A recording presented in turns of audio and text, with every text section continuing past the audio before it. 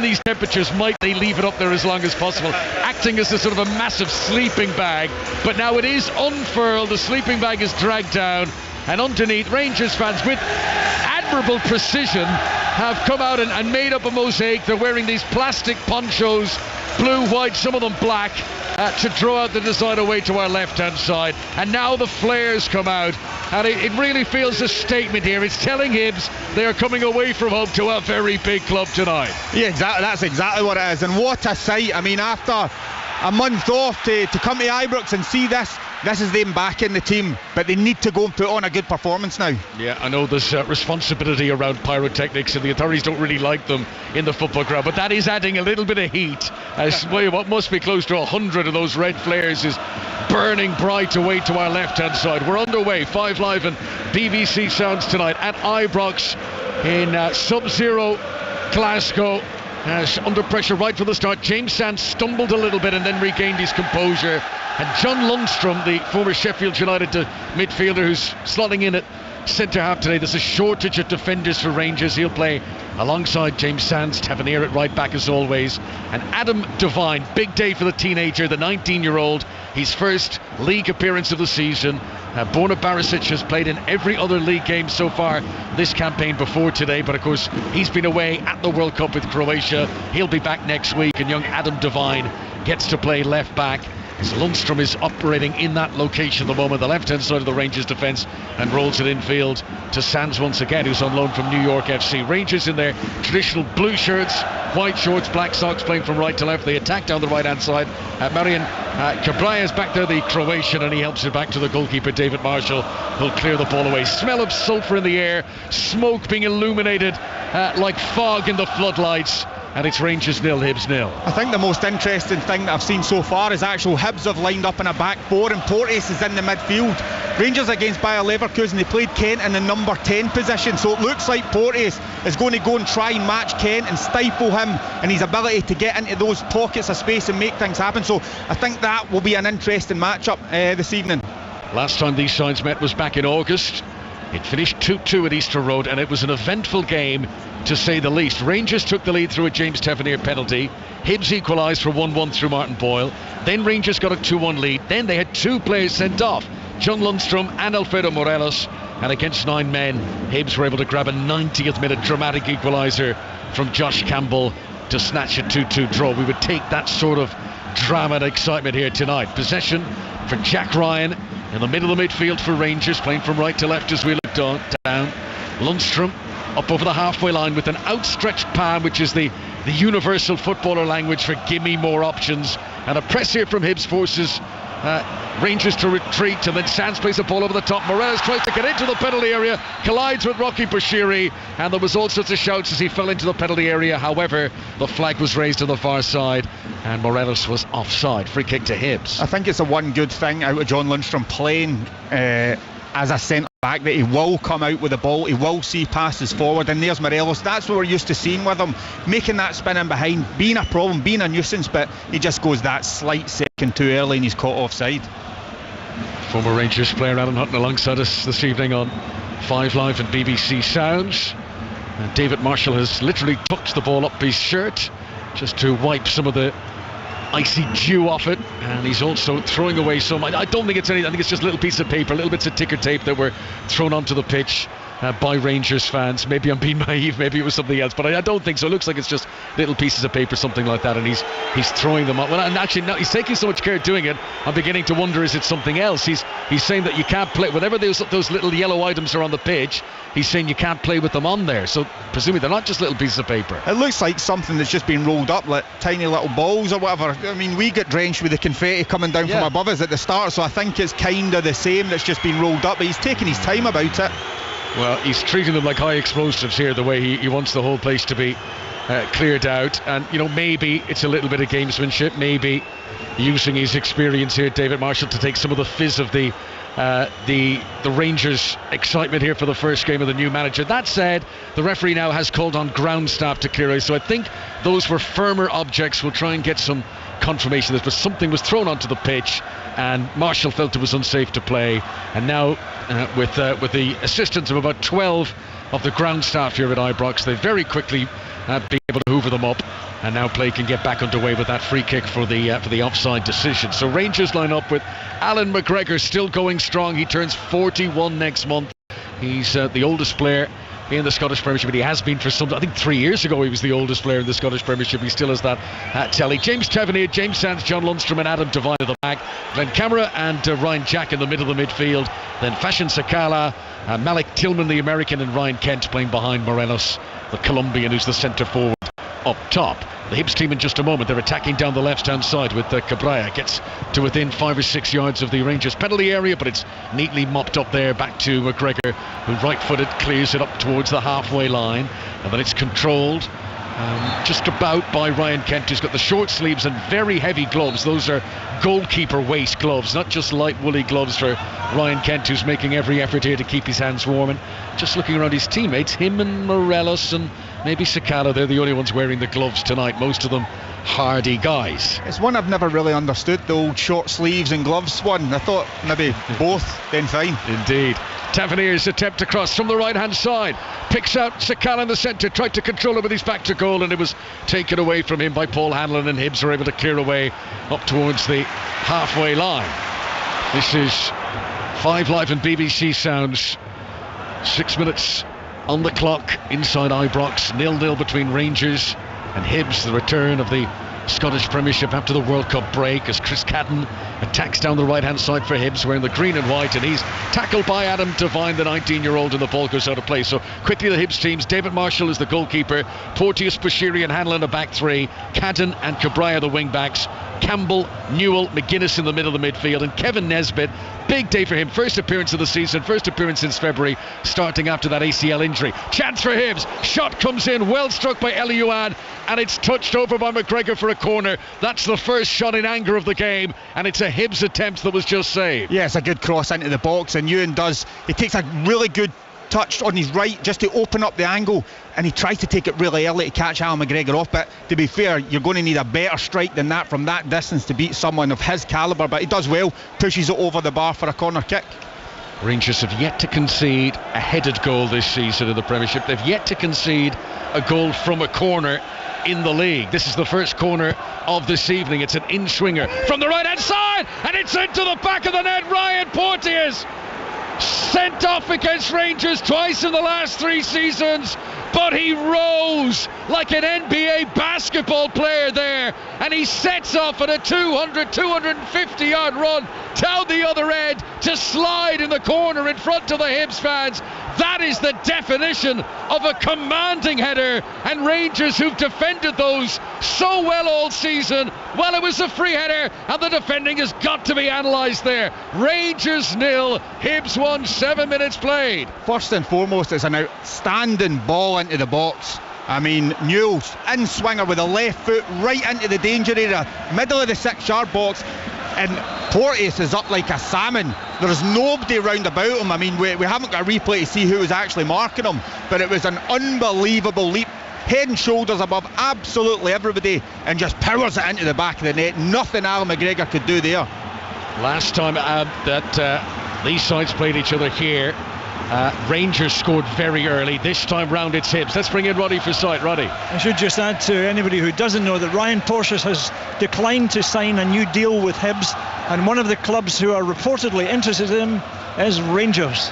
Right, well, there you go, in the shop window and certainly making his presence felt. Ryan Porteous, Hibs releasing that statement back end of last month saying that he wouldn't be signing a new contract, and he's only 23 years of age.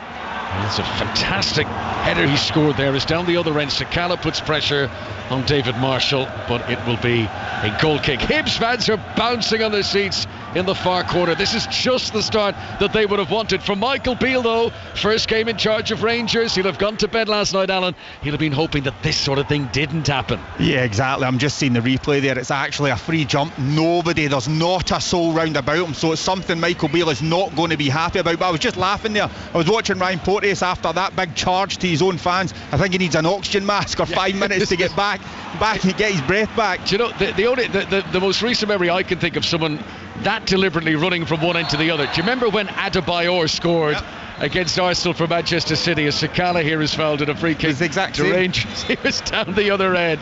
That, of course, comically, if that's the way you want to look back at it, was to run and to celebrate in front of the opposition fans. This time Ryan Porteous was off with his cross-country running to celebrate in front of his own supporters. Here's Ryan Kent breaking into the penalty area, taken down on the edge of it. Referee waves play on, and that's not gone down well with the Rangers fans. Josh Campbell was the player who made the challenge, and Tavernier is running after the referee here to continue the protest. Tonight's referee Nick Walsh, but no free kick to Rangers. And a free kick in fact to Hibs, and a chance for them to clear their line. Rangers 0, Hibs 1 here on 5 Live. It did originally look like a foul at first glance. I thought Kent done really well cutting in from the left hand side, doing what he does, going by players. Maybe a little bit soft. I was wondering if the ref just allowed play to go on, because Rangers still had possession of the football in the box, but Hibs done well. Yeah, it felt a little bit like that, but there was no advantage, was there? Almost immediately they lost the ball, and the referee didn't flinch in coming back to analyse that further. Ball out of play on the far side for a throw into Rangers, who are looking to come from behind here on this icy evening at Ibrox. The return of top flight football in Scotland next week. The return of the EFL. We'll have games on Tuesday, Wednesday, Thursday next week, including Manchester United back in action against Burnley on Wednesday. You can hear that game on 5 Live. And Manchester City against Liverpool is next Thursday, which will be just days after the World Cup final. This is Adam Devine, left-hand side for Rangers. Under pressure though, and they've done that well. Kyle McGuinness with the press there. Hibs have not allowed Rangers to settle around that central third, and they forced quite a few rush passes. Here's a cross, right-footed into the penalty area, but Marshall, wearing all bright pink, was able to come and easily gather. Yeah, I think the best thing about Hibs at this moment in time, they are trying to get forward and make things happen, but when Rangers have the ball and they are moving it relatively slow, it's allowing the Hibs team to get back into two banks of 4, and the strikers are dropping in. It's not leaving them much space, and this is the problem Rangers had before under the previous manager, where it wasn't quick enough. They weren't able to break the line, so it's kind of similar at this moment in time, but real test for Michael Beale already, first game. If you're just joining our coverage here, Michael Beale, who was Stephen Gerrard's assistant here, 12 times they played Hibs in that spell. They didn't lose any of those games. But now he is back after a successful period at Queen's Park Rangers. He'd been in South America coaching too. He'd been assistant to Gerrard at Villa for a spell, and he's come in to be the main man now. We heard him on 5 for the build-up. He's very, very confident, Michael Beale.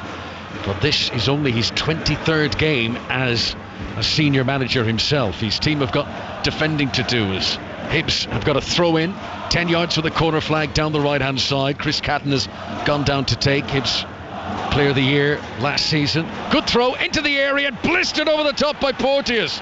Well, he was challenged in the box. Hibs players are wondering if there's any case that might have been a penalty as he put his laces through it. Ryan Porteous has been injured in the delivery of that shot. There's a Rangers player down too, but the ball fizzed over the top, and it wasn't far away from being Porteous' second goal of the match. No, it definitely wasn't. And the thing, it comes from a throw-in on this right-hand side. It's taken quickly into Porteous. He's already in the box. He's got one thing in his mind that, can I get a shot off? And he does. He hits it really well, and it's Tillman. Malik Tillman comes across and tries to make the block. He does catch him after he hits the shot over the bar. Through, the follow-through catch him.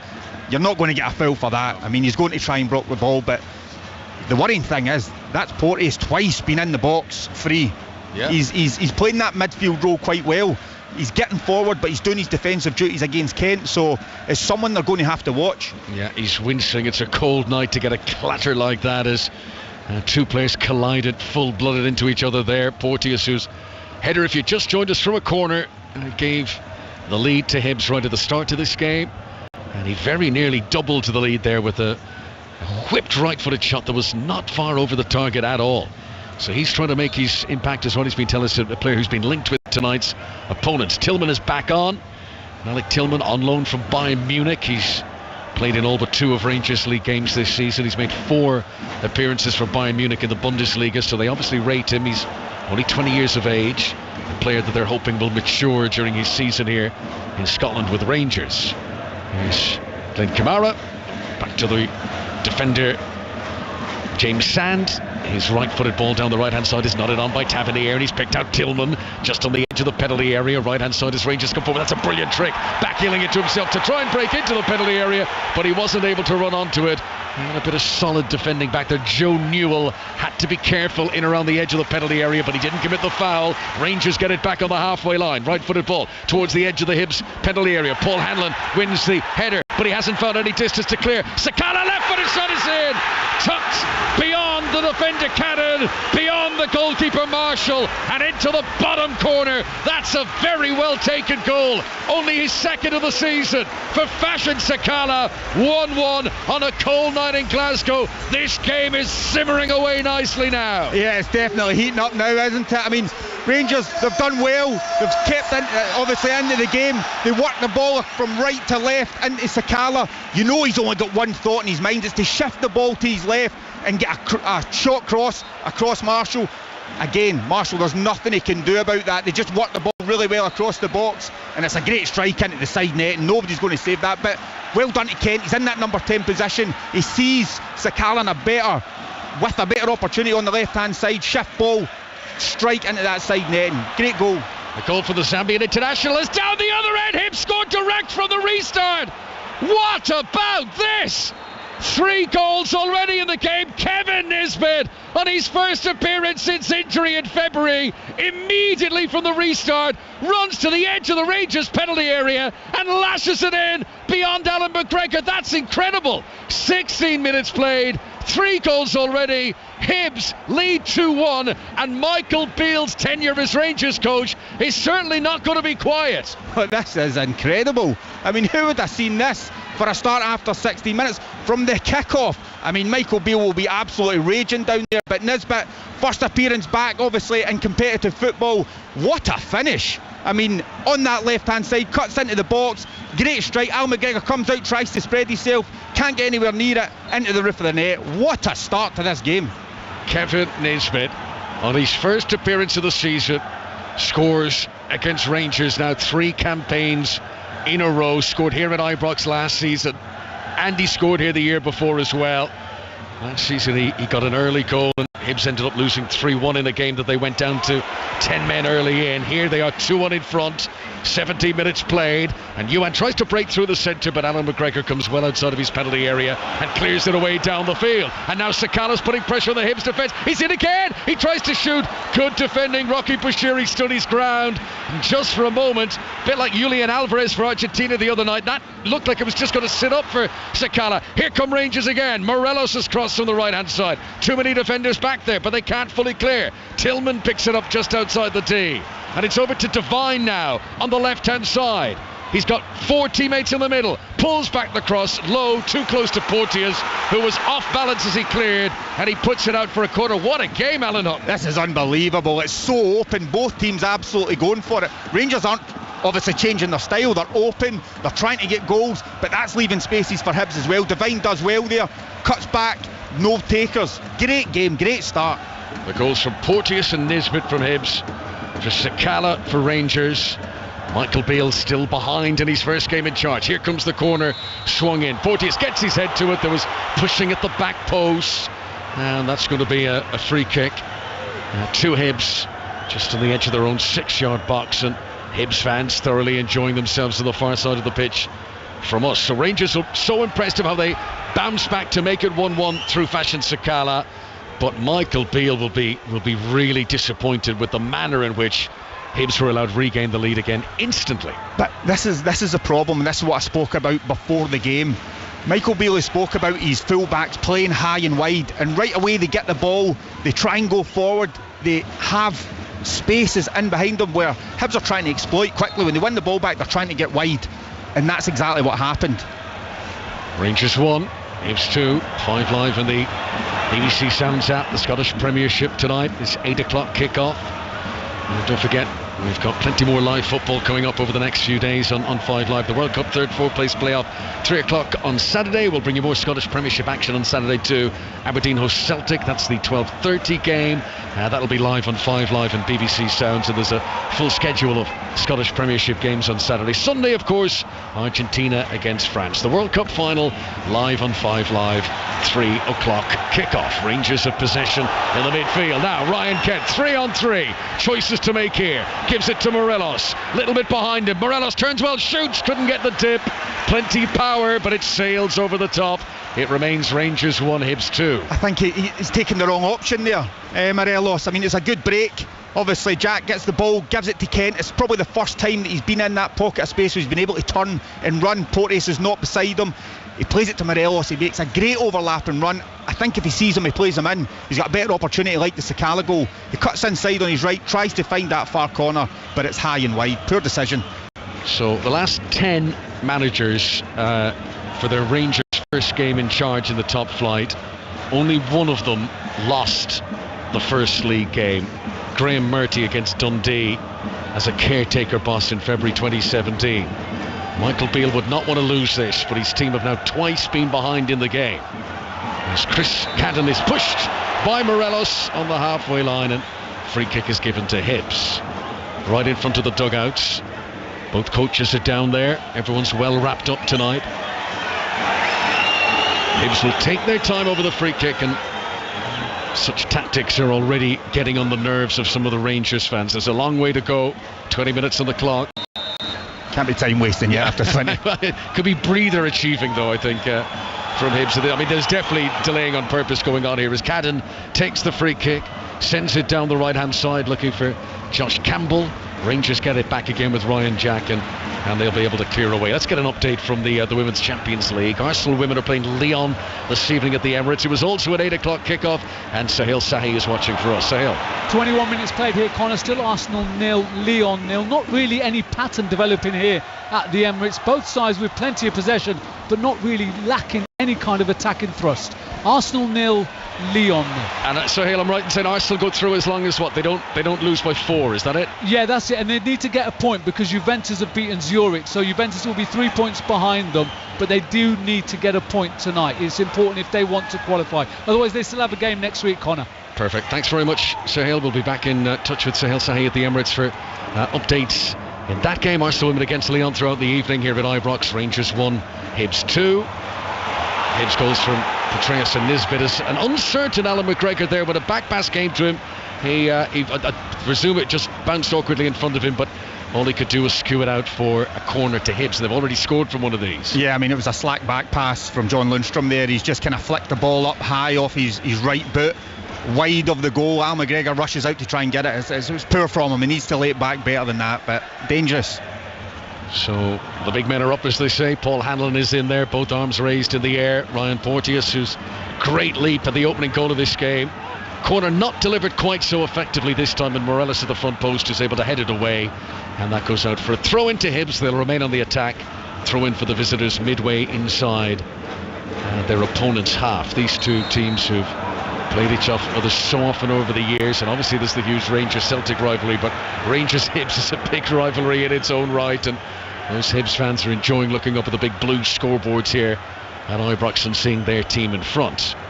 Cabral waits for the signal from the referee, but again there's no great urgency from Hibs. They do appear to be trying to slow things down a little bit to their pace. Joe Newell controls on the chest, wants to put it in front of Ellie Johan, but can't get it in front of him. Rangers clear the ball away and it's gone out of play, and that's going to be a throw into Hibs. Again, they remain inside the Rangers half, far side of the pitch from us. Alan Hutton. Yeah, I think obviously at this moment in time, 23 minutes on the clock, Hibs will be very happy with the way they've started this game. They're keeping control of the ball in spells, but they're being dangerous on the attack. That's the main thing. Now it's up to Rangers. Can they break them down? Can they make something happen?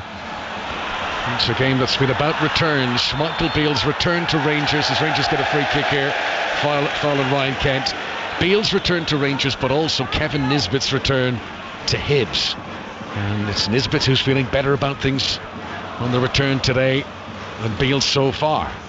Rangers take the free kick short. Glenn Kamara, the former Arsenal man, 5 yards outside the penalty area. Good ball to Devine.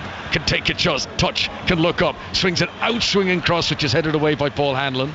And then Rangers win it back on the edge of the Hibs penalty area, but only briefly as Catton puts the boot in it and sends it long and away and out for a throw in near the halfway line.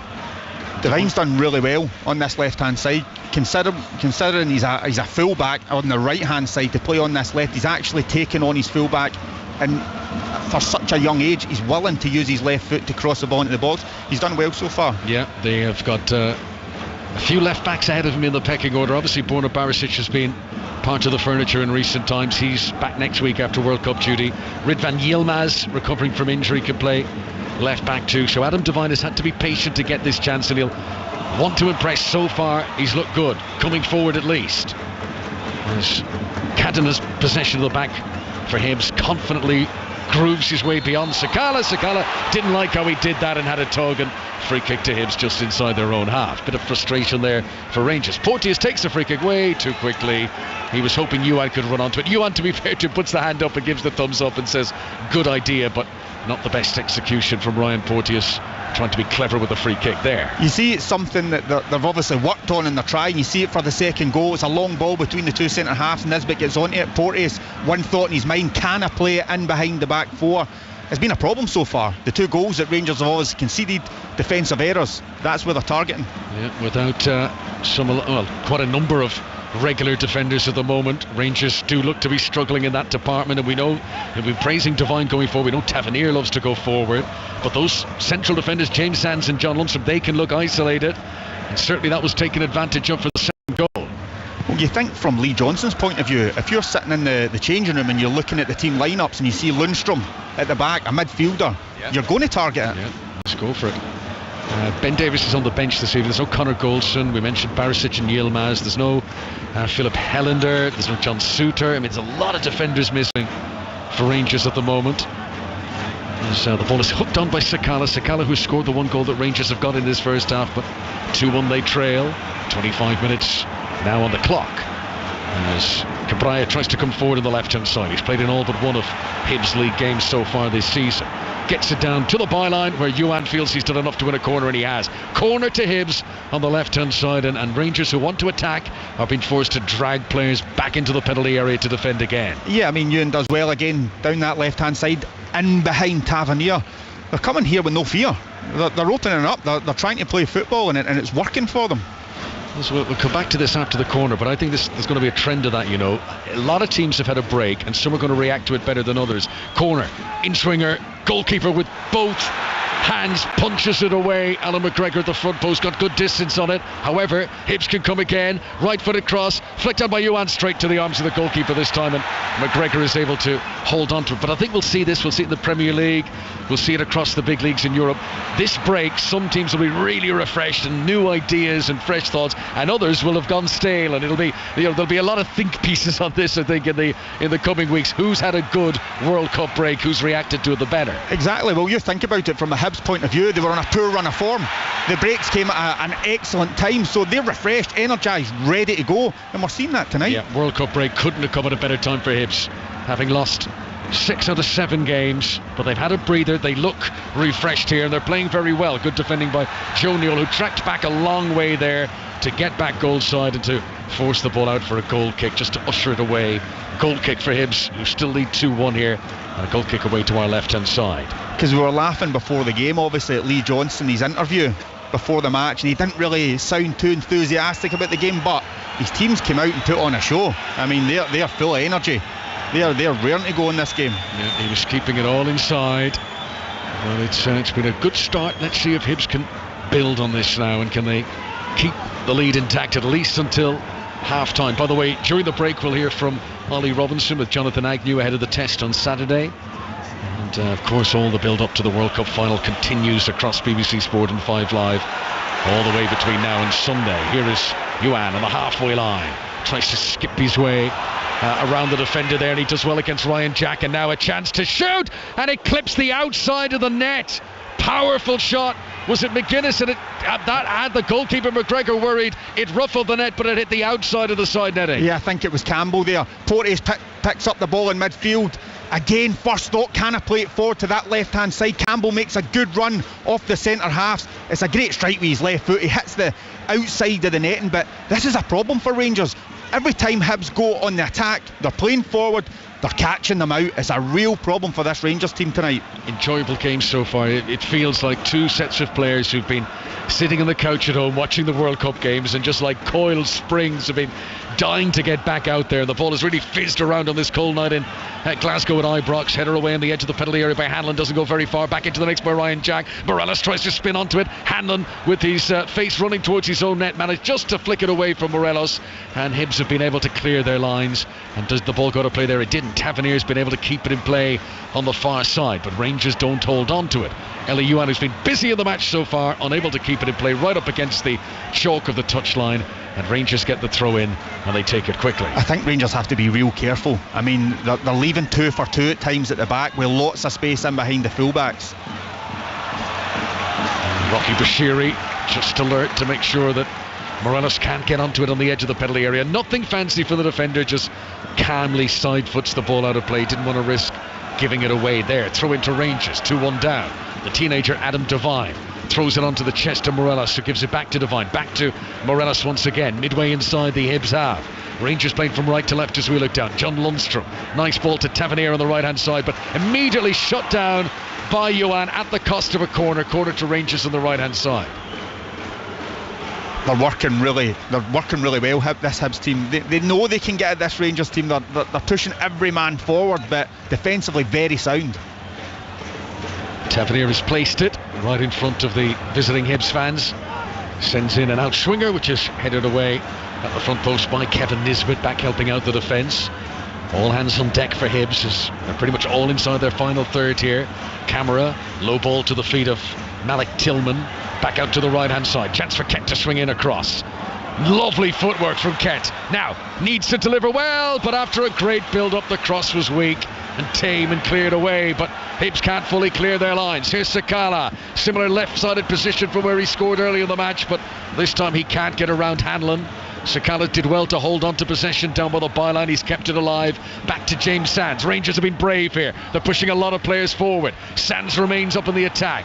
Sliding tackle comes in on him by Josh Campbell, but he can't wrestle possession back for Hibs. This is Ryan Jack, side of goal, but he didn't fancy it. Well outside the penalty area. Keeps it alive out to Tavernier on the right hand side. Here comes the delivery, too close to the keeper, and David Marshall falls on the ball, and a sigh of relief from Hibs. And that was about as consistent a spell of attacking as we've seen from Rangers in the opening half hour of this game. Yeah, I mean, I think that's what Michael Beale will want to see. Yes, the ball is moving side to side, but it's moving with pace. You've got runners going forward. It works the ball out towards Tavernier. It's actually a really good ball into a dangerous area, the 6-yard box. He's looking for Morelos to make that cross the front post run, but he wasn't there, unfortunately.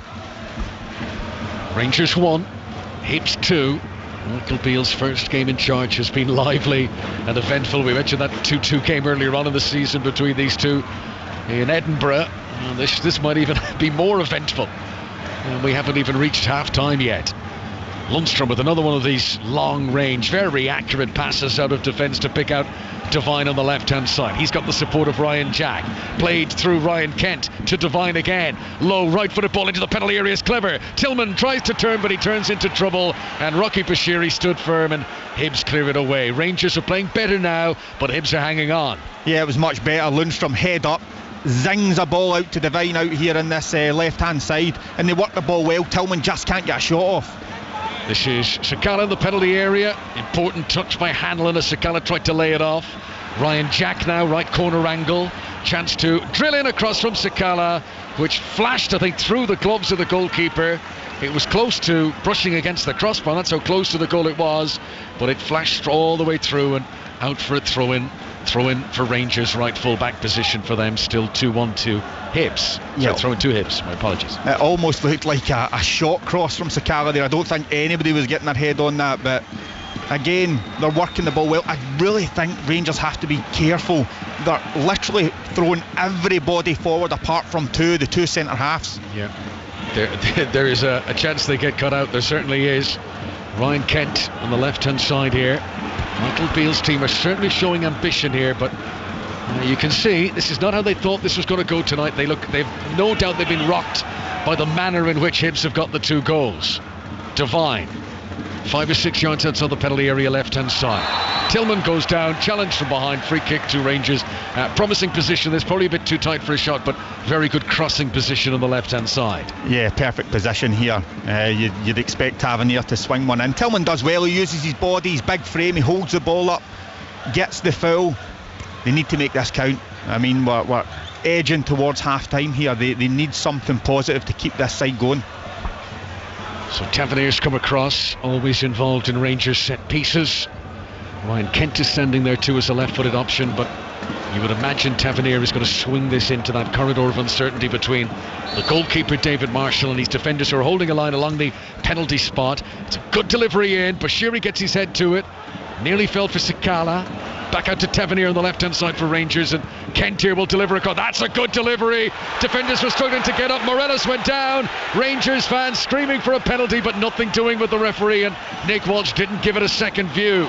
Oh, poor ball out of defence there. Maybe a chance for a counter-attack for Hibs, but Tillman's worked really hard to win it back again for Rangers. It's a game that's been played at a high tempo right from the get-go, and Rangers are really pulling up their sleeves now and getting stuck in. Rangers 1, Hibs 2 on 5 Live and BBC Sounds. Yeah, I thought it was a great ball into the box from Ryan Kent. It looked like Hanlon had a grab of Morelos. I was wondering if they were maybe going to look at it again. They obviously haven't, but play continued. But it's good possession from Rangers now. They're kind of trying to turn up the heat a little bit, but Hibs are there. 10 minutes to half time. Ryan Kent has it midway inside the Hibs half. Again, Devine is available with the copper colour hair on the left hand side. He gives it in low to the feet of Sakala, corner edge of the area, hounded by Chris Cadden, forced to go deeper back into the midfield. Lundstrom is so high up the field that Rangers are playing, as Alan Hutton's been illustrating earlier on, and this is absolutely crying out for Hibs to launch a counter-attack at some stage if the passing isn't just right from Rangers. Jack to Kent to Sakala, and he's given away. It was a clever idea. It was an inward run coming from Devine, and he tried to play it into his path, but the ball is cleared away. Throw it for Rangers. Kamrat takes it quickly down to Morelos, to the byline, tries a nutmeg on Joe Newell, and the ball goes out of play for a corner. He actually does really well there, Morelos, to get the corner. I thought he'd lost it. He didn't really use his body enough to hold the ball up, but he done well eventually. So dangerous position here. Tavernier looking to whip one into that 6-yard box. They've not had too many of these attacking set pieces tonight, Rangers. Tavernier with a huge expectant crowd of Rangers fans directly behind him, plays the corner short to Ryan Kent. That's a good ball. Camera space in the penalty area, gets the shot in. However, Cadden got the block. And just for a moment, Hibs had fallen asleep in terms of their defensive duties. Camera shouldn't have been given that sort of space. Good hustling by Ryan Kent to keep the ball alive. He was caught late. Play on, says the referee. Tillman in the penalty area. Back to Tavernier. Shot is charged down. It might sit up again for James Sands here, just outside the penalty area. No question there was a foul on Ryan Kent there, but he had done so well, and Rangers still had possession, that the referee clearly waved play on. In the end, Hibs are able to clear it away, but a poor clearance goes straight to Lundstrom. And Hibs have had a bad last 5 minutes. When they win the ball, they immediately give it away. There's no retention from Lee Johnson's team at the moment. They have it back now with one of the goal scorers, Kevin Nisbet. Good ball, cleverly left by McGuinness, knowing that Cadden was in behind him. Hibs come over the halfway line on the right hand side. Cadden with the yellow boots. Rangers trying to get it back immediately. Cadden eventually falls to his feet and the ball goes out of play, but he'd been fouled. Referee is coming across and he's going to show a yellow card. Now this is the breakdown in play since the tackle on Ryan Kent, and this is the first time the ball had gone dead. Good memory from the referee Nick Walsh to come across, and he's shown McGuinness a yellow card for that. I think McGuinness is a lucky boy there. I think Kent does well just to shift the ball, and he flies into a tackle. He does come back and book him, but wow. That was a naughty one. It felt very, very reckless, and all done at such high speed. McGuinness is shown yellow. 2-1 to Hibs and Ibrox. Let's go back to the Emirates. Sahil Sahi watching Arsenal women against Lyon in the Champions League. Yeah, still 0-0 here. Connor still waiting for the game to spark into life. If the opening game between these two sides ended Lyon 1, Arsenal 5, we need a few of those goals this evening here at the Emirates. Still goalless between Arsenal and Lyon. Thanks, Sahil. Yeah, this game has certainly sparked into life. It had done right from the get-go. Portier scored after 8 minutes. Sakala equalised after 15. Nisbet scored after 60. And I don't even think there was a full minute between those second and third goals in the game. It is a testament, Alan Hutton, to how good the match is that we haven't been whinging about the cold weather. I hardly noticed the cold. The football has been so entertaining. Yeah, spot on. I haven't even bothered about the cold, to be quite honest. There's been fireworks on the pitch, so cannot complain. Just to, this isn't me sort of being a softie from Limerick coming to Glasgow compared with the cold. Even our esteemed colleague Roddy Forsyth has his, and I quote, mountaineer silk thermals on. So, it's not just, it really is cold. They reckon it could be down to -8, something like that tonight in Glasgow. Every time we speak, there's a fog in front of our microphones. But yes, a game that has just made everyone really warm glow and happy that domestic top-flight football is back after the World Cup break. Camara tries to attack down the left-hand side, good alert defending it. The ball is put out of play by McGuinness, throw into Rangers, no time to waste. Devine plays ball boy himself. Gets it back again from Ryan Jack, in field now to Kent. 1-2 with Morales has worked. Kent is in here, pulls it back from the left-hand side, but too many green shirt defenders in front of him, and it's blocked out for a corner. Corner to Rangers, who still trail 2-1, 5 minutes to the break. This is what Rangers can do when they quicken up the play. It's a lovely 1-2 between Kent and Morelos. Morelos is absolutely raging in the 6-yard box. He feels Kent should be able to pick him out, and so do I, but the defender gets a good block on it. So Tavernier to take the corner. He's come across to the left-hand side as Rangers come forward. That's not a great delivery, didn't seem to have much of a long run up there, and he played it in low and it was comfortably cleared away in a few groans. I guess we've had 40 minutes now of Michael Beale's era in charge of Rangers. Alan Hutton, what have you noticed? What positives will he be taking? What will he want to improve on? He's one thing in his mind, and let's attack, let's go forward, make something happen. But that being said, you leave space at the back.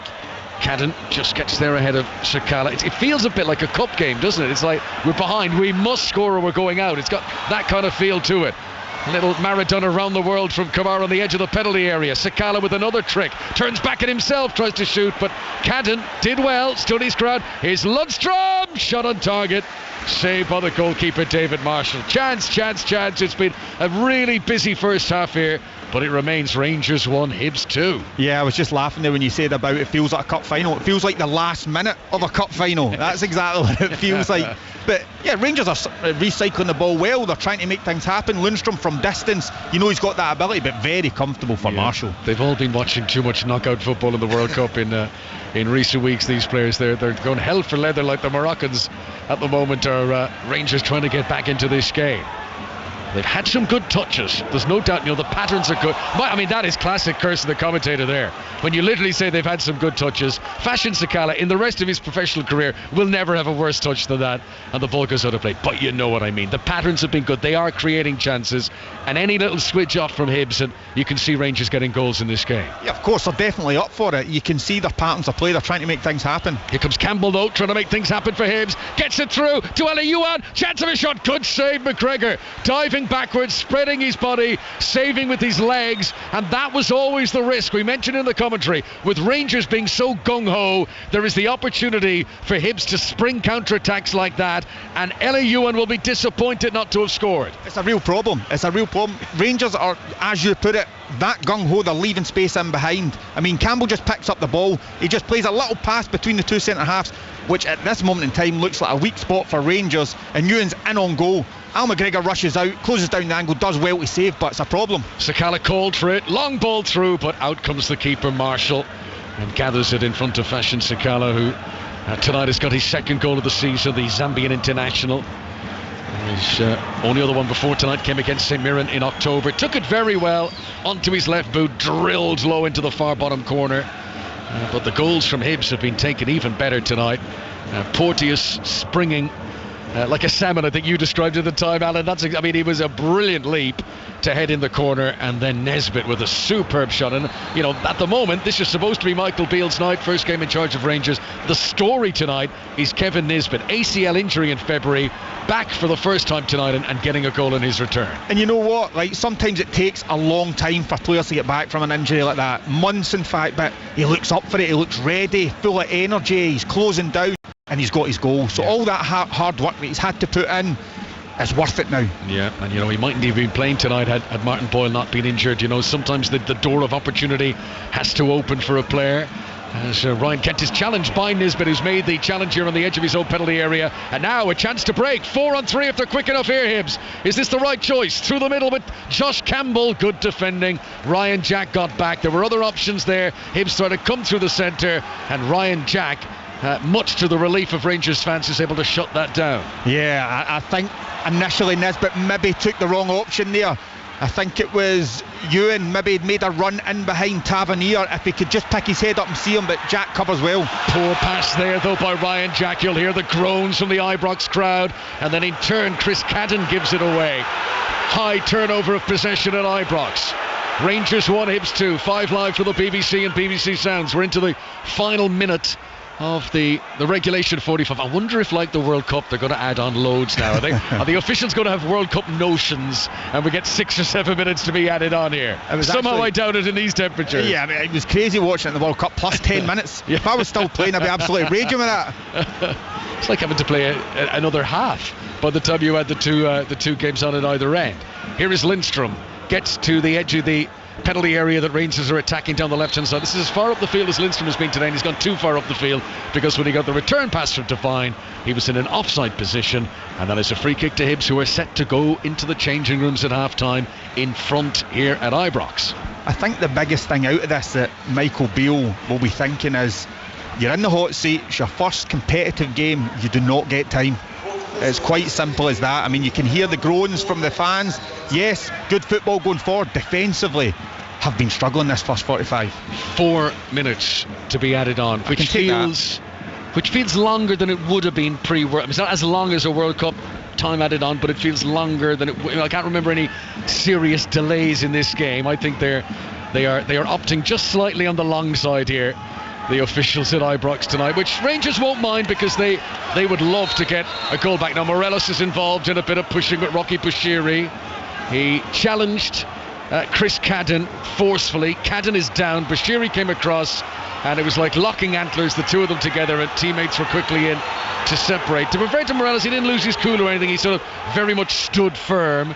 All the same, it was a little moment of friction, and the referee is calling them over to have a chat. So while that gets sorted out, there's a goal at the Emirates. Arsenal women against Lyon in the Champions League. Sahel Sahi. And Lyon have taken the lead with a minute to go in the first half. Arsenal 0, Lyon 1. It was a free kick which wasn't cleared. It seems to have taken a deflection off an Arsenal player. So it's an own goal. Arsenal 0, Lyon 1. Thanks very much, Sahel. So in the Women's Champions League tonight, Bayern Munich have won, Juventus have won, Barcelona are winning, but Arsenal find themselves behind at the Emirates here at Ibrox. Stoppage time at the end of the first half. Glenn Kamara has got it, gives it to Adam Devine, who's been more like a left winger really than a left back in this game. Such has been the ambition of Rangers in attack, but they trail. Here's Ryan Kent, 12 yards outside the penalty area, to Tavernier on the right hand side. Sells a dummy that he was going to cross it, sends it in low now to Jack, tiptoes his way into the penalty area, shoots but couldn't get it on target. Good defending by Cabrera, and the ball goes out of play for a goal kick to Hibs, who, you got to credit their defence. They've been under a lot of pressure here. There is not many shots that have gone through on target to David Marshall. Yeah, defensively they can be very happy. I mean, they just drop back into shape, they make it difficult. They know that Rangers are trying to find Kent in that number 10 position, and everything's really kind of condensed into the midfield. So they've got Porteous in there who's working ever so hard. When the ball goes out wide, they're putting balls into the box, but Hibs are thinking, well, we'll deal with that. We can deal with these cross balls. So they'll be very happy going into half time. Scottish Premiership resuming after the World Cup break, and Morelos takes advantage of some hesitant defending, and he shoots, and it's blocked out for a corner. Well, I don't know, the ball came back off the advertising board and has been kicked into the net, but it clearly went wide. It's going to be a Rangers corner. They've got the time to take it. Morelos there with a shot which I wonder how much it would have troubled Marshall had it not been deflected off the defender. But that's the first time that he's been able to see the white of the goalkeeper's eyes tonight. Yeah, I think that's going to affect Marshall in goal. It's a great run, great pass. It's going across Marshall, and Bashiri just gets a foot on it, knocks it out. Tavernier's been asked to wait and not take the kick yet. Referee is marshalling some pushing and shoving in the middle. Here it comes from Tavernier. Headed not fully clear. Maybe Kamara might fancy it on the edge of the area. Slips it to his left hand side and off target. James Sands, who's never scored for Rangers, goes for the speculative effort, and he hits it very far off target. He's 30 yards out on his left, leaning back, almost falling over, and decides to have a shot, and yes, high and wide. Yes, it was not the opportune moment for young James Sands, the American on loan from New York FC, to grab his first Rangers goal. But you don't buy a ticket, you don't win the raffle. Also true. Yeah, Alan Hutton, who's struck a few speculative shots in his career. Yeah, into the crowd. You're right. With a similar outcome to that one. As the whistle goes for the break, right, half time at Ibrox, boos is the sound at the end of the first 45 minutes of Michael Beale's tenure in charge of the club. It was never going to be completely plain sailing. It's never quite as simple as you hope. But Michael Beale will have been surprised at quite how effective Hibs were, coming off that run of 6 defeats in 7 games in the build-up to the World Cup break. But they've looked refreshed, Alan Hutton. They probably, will feel every right to say they deserve to be in front of the break here. Absolutely. I mean, from their point of view, 2 very good goals. And it looks to be a bit of the game plan. They know Rangers are going to come out all attack. There's going to be spaces in behind, and they're finding them with quality. So Hibs have done really well. Lee Johnson will be very happy. Michael Beale has got a big 15 minutes ahead of him now. He does. They've got into the warmth of the changing rooms, and Rangers need some fresh ideas from the second half. It's going to be intriguing to see if Hibs can hold on to this lead. For the moment, Rangers 1, Hibs 2. Hey Alan, World Cup, World Schmuck. Well, we'll see how the second half goes, but wow, I mean, what an opening game. Goals, action, everything happening. I don't even feel the cold anymore. Roddy, we started the night talking about Michael Beale.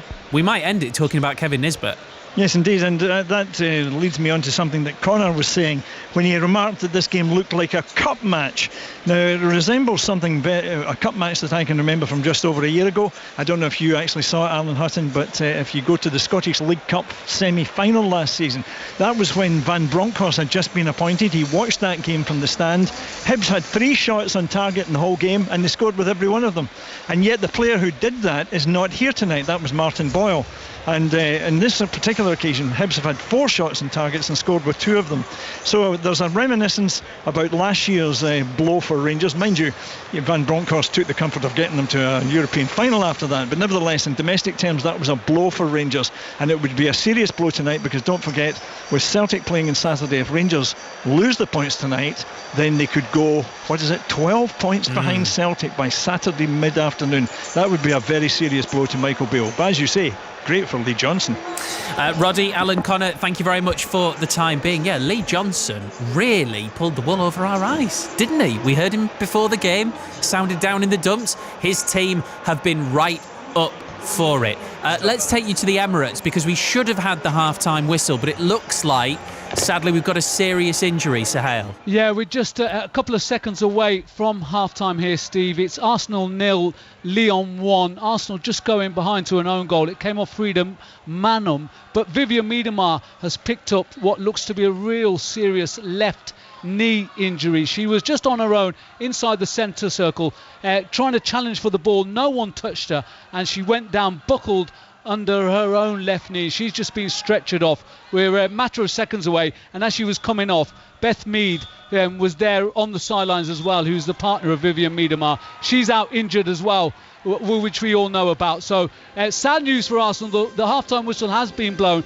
They're behind by a 1-0, but more importantly, Vivian Miedema, it seems to be a nasty injury, Steve. Arsenal 0, Lyon 1. Yeah, really, really sorry pictures them. Sahel, thank you very much indeed. We will let you know when that half-time whistle goes. We've got a second half commentary on the way from Ibrox as well, of course, and shortly we're going to be inside the England cricket camp. We'll be in Karachi to hear from correspondent Jonathan Agnew as he chats to 1 or 2 of the players ahead of the 3rd test. England, of course, already leading 2-0. We'll do all of that after the latest news on 5 Live with Matthew Bunn.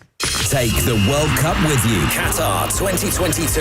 On BBC Sounds, this is BBC Radio 5 Live. Thanks, Steve. Nurses in England, Wales and Northern Ireland have finished their first day of industrial action. It was the biggest day of strikes in the NHS's history in nursing terms. The Royal College of Nursing is asking for a 19% pay rise, which the government and Labour say is unaffordable. These nurses were on a picket line in Liverpool. Heartbreaking, really heartbreaking. An awful decision. But this is what the government have forced us to do. They won't listen, so we need to shout for our NHS now. Short staffing, low pay, patient safety, all the wards are short. There's not enough of us no more to do the job that we need. We need more resources to keep our patients safe. The Scottish Government has announced tax rises for the highest earners in a bid to raise money for the NHS. The Deputy First Minister John Swinney confirmed an extra penny in the pound will be added to both the higher and top rates of income tax, meaning the highest earners in Scotland will pay more than the rest of the UK. The Bank of England's raised interest rates to 3.5% to try to control inflation. It's the highest rates have been in 14 years. Police have named all 4 boys who died after falling through ice into a frozen lake in the West Midlands at the weekend. They include 2 brothers, Finlay and Samuel Butler, who were 8 and 6 years old. Pharmacists will now be able to give alternative forms of penicillin to patients to help treat strep A infections because of a temporary supply issue of the antibiotic. It's after a rise in demand for the medicine because of an out-of-season increase in the illness. And Prince Harry has claimed his relationship with the royal family deteriorated after Prince William screamed at him during a meeting. He's made the comments in his Netflix documentary. Buckingham Palace has not responded to any claims made in the series. BBC 5 Live. The FIFA World Cup, Qatar 2022. The final. That was just wonderful! Absolutely sensational. On Sunday afternoon at 3. Argentina. Messi lifting one of the greatest trophies in football. That's the picture we all want to see. V France. Brilliant footwork. Still going. It's swerved across. And then it's put into the net. Mbappe causing a world of problems. The FIFA World Cup, the final. On 5 Live and BBC Sounds. This is 5 Live Sport. With Steve Crossman.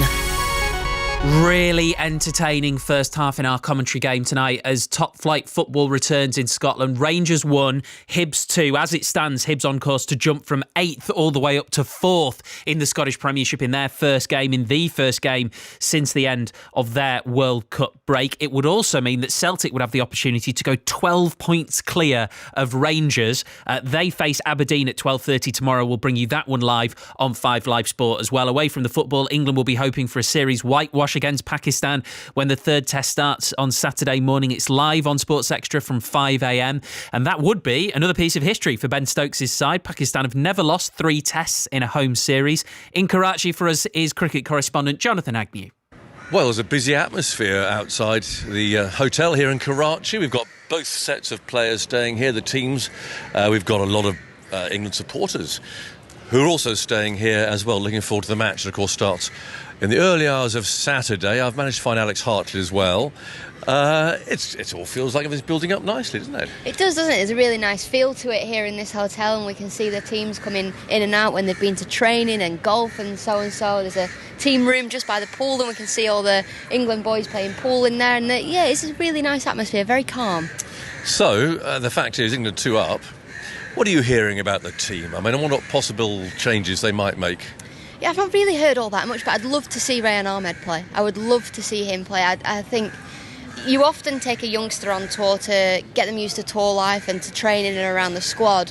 But because they're 2-0 up, I'd quite like to see him play. You know, we've seen so much of Jack Leach. I think he will still play. I think he has to still play. But whether or not you can get them both in, maybe instead of a Will Jacks, but then you still got to get Ben Folkes back in the team as well. Yeah, I agree about Rayan. I mean, I don't see the point in bringing him. But particularly, England go to India next year, play 5 tests. They're still searching around for that little magic component in the spin compartment, aren't they? Why not play him here? You're going to learn more about him here than bowling for Leicestershire in the summer, aren't you? Yeah, of course, and it's all about that bit between your teeth, and does he have it, and can they see it? Obviously, he's a leg spinning all-rounder as well, so he does offer a little bit more with the bat than somebody like Jack Leach does. But I think it would be a great opportunity to see him play, just to see what he's about, the skills that he has, and, you know, England will want to whitewash. They'll want to beat Pakistan 3-0, but they can still do that while giving somebody an opportunity. Well, that's a spin department. The Sasimas have been so successful. I've been talking to Ollie Robinson. It's interesting, a bit of insight. Virtually all the players not only have been ill, but actually numbers still are, and they've still been soldiering on, and he puts the success down to a really good team spirit. I think the morale and the camaraderie that we've got in the group at all-time high at the minute. I've never seen a team or a group of players like it, so I think it shows where we're at, and hopefully we can carry that on. Does it help in a way that everyone's been struggling? I mean, you're kind of just all in it together. Yeah, maybe it does. I think we're all moaning to each other, we're all listening to each other's sorrows, but I think the main thing is when we're on the park, we're all giving it as much as we've got, and so far it's worked out well. And how much good has it done you, actually, to come here? Probably the hardest place to bowl what you do bowl, and to have done so well.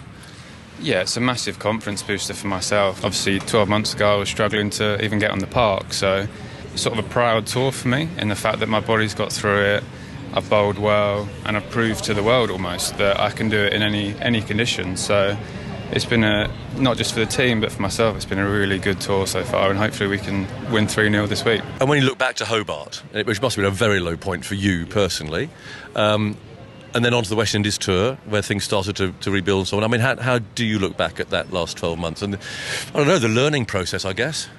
It's probably the toughest 12 months I've had as a professional cricketer. There was points when I didn't think I was going to play for England again or play cricket again. I kept coming back to full fitness and then getting an injury or illness and then another injury. There was a point, I think, sort of June time where I thought I might have to look at what else I can do here. I don't think I'm going to be able to carry on playing cricket. So it's been tough, and there's been some dark days, but I think tours like this and series wins like this make it all worthwhile. Well, I think it's really fascinating, Alex. Very honest. Actually, Robinson there saying that in June he wondered whether he still had a career in cricket. I mean, he's had a remarkable 12 months, really. He has, and he got slated in Hobart, didn't he? As you said, the bowling coach outing him and him saying, well, we've had that honest conversation. It was just a case of, the media finding out and the general public. And it's always harsh on a player like that, but sometimes you need a bit of harsh reality. And I think he's come back stronger, he's come back fitter, he's bowling longer spells, he's bowling quicker. He's learnt that wobble ball, he learnt that within 2 weeks. He's a remarkable cricketer. I think he's so talented. And I'm just really pleased that he's got through that tough time, because England spoke about this Ollie Robinson for a long time before he played for England. He was tearing up county cricket. He got his opportunity and he's taken it. Yeah. He does make bowling look incredibly simple, but it is surprising, isn't it, the way that England's seamers have been so successful here. It is. I think, it's good captaincy. It's brilliant captaincy. Ben Stokes could go down as one of the best captains ever for England, with the success that he's had in such a short space of time.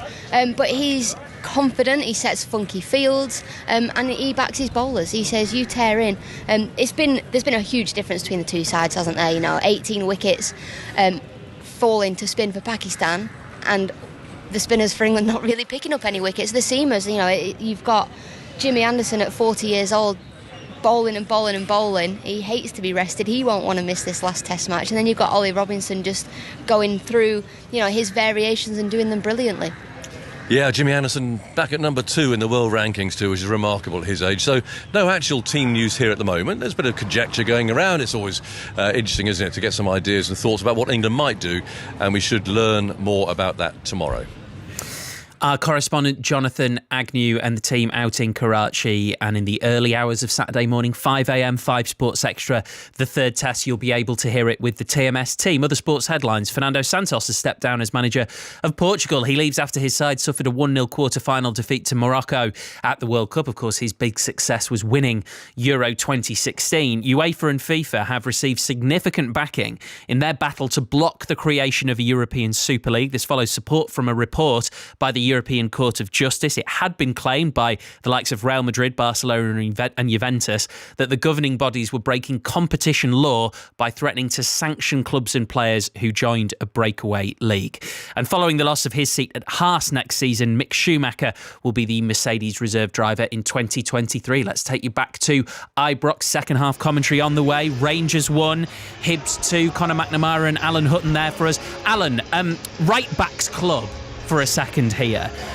With Rangers, I always think that if James Tavernier is playing well, then Rangers will play well. But he's been oddly absent. I can't remember him being mentioned very much, and actually, a lot of Hibs' best stuff has come down his side. Yeah, you're absolutely bang on. When Tavernier plays well, Rangers do play well. He's getting himself high and wide, but I think he's too high and wide. He's too far forward, and that's given Hibs the chance to get into a defensive line and break the play up. And then it seems like a ploy that they're actually waiting for him to come forward, the two fullbacks, and then they're hitting the ball in behind. And you're right, a lot of the good action is coming down their left-hand side in behind Tavernier. It's something that they're going to have to sort out, because they're far too open defensively. They're leaving 2 for 2 at the back, and you can't go on like that. You're going to get punished at this level. Every team needs their fans behind them, and there were a lot of groans in that first half from Rangers supporters, but actually was that less about the approach of the team and more about the fact that there were just some really sloppy passes from Rangers players? Yeah, I think they look too eager to impress. That's what I take out of it. Everybody's running forward, everybody's trying to get involved, everybody wants the ball, which is all good. but they're forgetting about doing the simple things well also. And Michael Beale said in a lot of his press conferences that he wants to play in the front foot, he wants to be aggressive, but you have to be mindful at the back. We know they've got a lot of defensive injuries, but that's not good enough. You can't compete at a high level if you're going to defend that way. So as I said before, that was a big 15-minute chat I think Michael Beale would have had there. I can hear the music of the brilliant Frightened Rabbit in the background as the players come out onto the pitch. Hibs have been anything other than that. At them, you love that, Connor. Come on, don't you? I was wondering where you're going with that, and you rescued that very well. I wouldn't praise you much, Stephen. That was good. Yeah, I like that. Thanks for ruining it by talking over it. All yours. Speaking of, I wouldn't quite go Frightened Rabbit, but you know, when the teams come out at the start, Michael Beale, and it's sort of, you know, taking the adulation of the crowd and the new manager and the huge display, which again Rangers fans are doing now. Over to our left, a completely different thing now. Banner across the middle, blue, red, flags been waved in the air. But he looked pristine, he looked relaxed, not a hair out of place, looked, you know, great. Going off, he was a shadow of his former self. The hair looked ruffled. He definitely got a bit more gaunt. He was paler. It's incredible what football management does to you. Literally in the space of 45 minutes, you go from looking like you could take on the world to suddenly feeling, I'm up against it here. Yeah, exactly, but that's the pressure that comes with this job. He would have seen it with Steven Gerrard, but when you're number two, you don't have to deal with that. You're focusing on the training and different things, but when you're in that hot seat, you hear the crowd's not happy, you have to produce. Right, back underway for the second period. Rangers 1, Hibs 2, no changes in personnel. Rangers in the blue shirts, white shorts, black and red socks, playing from left to right as we look down now.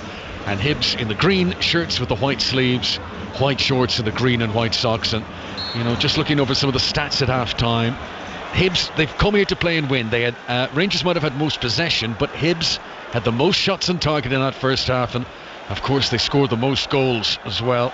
Can they keep it up? Can they build on this now with an increasingly desperate Rangers to get an equaliser? Will that open up opportunities for Hibs to maybe extend their lead? First set piece of the second half is a Hibs free kick, which is played in softly and gently towards the edge of the Rangers penalty area, and Morelos was able to clear it away, but then a little back heel by Paul Hanlon trying to get it back into the box, and Malik Tillman back there is able to head the ball away, and Cabrajo, who's the deepest lying defender, he's on alert for Hibs at the back. He plays a ball down the left-hand side, controls by Josh Campbell. He's done really well to flick it infield there, and Johan unable to take it with him. I don't think there was any real intent there to foul Lundstrom. He swung his leg trying to bring the ball with him in his stride. Lundstrom got in first, and Johan has fouled him. So yes, free kick to Rangers, but no further action from the referee, Nick Walsh. Yeah, it was just a 50-50 tackle, wasn't it? The ball bounced up awkwardly for, obviously, Lundstrom. He's went for the ball, so has Johan. It's just one of those things in football, just a coming together. Lundstrom comes off second best. Alan, I was very warm in the first, not warm, I didn't feel cold in the first half. I've stood up, I've lost my warm spot. I've now sat back down in the seat, and it doesn't feel, it feels like, you know, it's been empty up until this moment. I've done something wrong here, schoolboy. Well, I know what you've done wrong is you've not brung your heated jacket. Yeah, well, no, I did. Have you got one on? Yeah, I need a cushion. Oh, you kept that quiet. Well, I tell you, I've literally just turned it on. That was the day. You don't want to waste that in the first half. You know, you don't feel the benefit. That's true, as they say. But very cold evening in Glasgow. Plenty of ice and snow on the pavements on the way in tonight. Big crowd inside this stadium with a capacity of over 50,000. Floodlights lit up to the complete illuminate. Walking up to the ground, actually, all you could see was bellows of smoke from the kitchens and from the generators around the place, making this big stadium operate. Maybe a chance for Sakala, tries to get onto it, but good stretching by Hanlon on the edge of the penalty area. Just a little touch, but that's all it needed to guide it back to the goalkeeper Marshall, and he clears it long into the Rangers half, where Nesbitt draws the foul and wins the free kick for Hibs. So quickly the teams: McGregor the goalkeeper for Rangers, Tavernier, Sands, Lundstrom and Devine at the back four, Camara and Jack in the middle of the midfield, Tillman and Kent supporting Sakala and Morelos in attack. And the free kick is going to be retaken, I think, or is it? No, it's just another free kick a few yards further forward here. Another opportunity for Rangers. Yeah, Tillman just a little bit eager there on Chabraya. He kind of chops inside, not much in it. But I think that the previous play from Rangers was better. Tavernier gets his head up early, found Sakala, didn't give Hibs that opportunity to get back into their shape. Need to do that more. Marshall is the goalkeeper for Hibs. Bashiri and Hanlon at the back with Kirby and Catton as the full-backs. Porteous is sort of sitting in front of those two. McGuinness, Newell and Campbell in midfield. Jonan Nesbitt up front. Free kick is taken into the penalty area.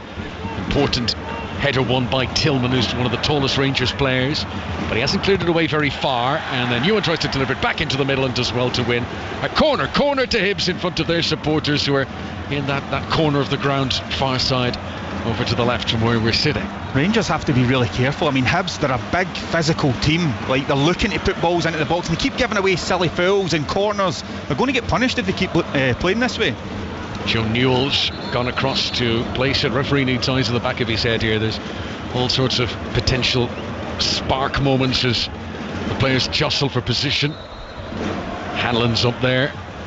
Porteous is up there in the first half. If you weren't with us for commentary, Porteous scored a brilliant header from a corner. This one's not a good delivery though, but Tillman's clearance is weak at the front post. Oh, and again, twice he's just put it straight up into the air. Rangers under pressure. Ball sits up in front of Nisbet, but he's got too many bodies in front of him, and in the end Campbell chips it straight to the arms of the Rangers keeper, and that's a let off for Rangers there, because Tillman twice made a real mess of clearing the corner away, but Hibs weren't able to capitalise. Yeah, I think that's the argument with Tillman sometimes. He looks that kind of lazy way. I mean, he just lashes at the ball twice and he puts his team under real pressure.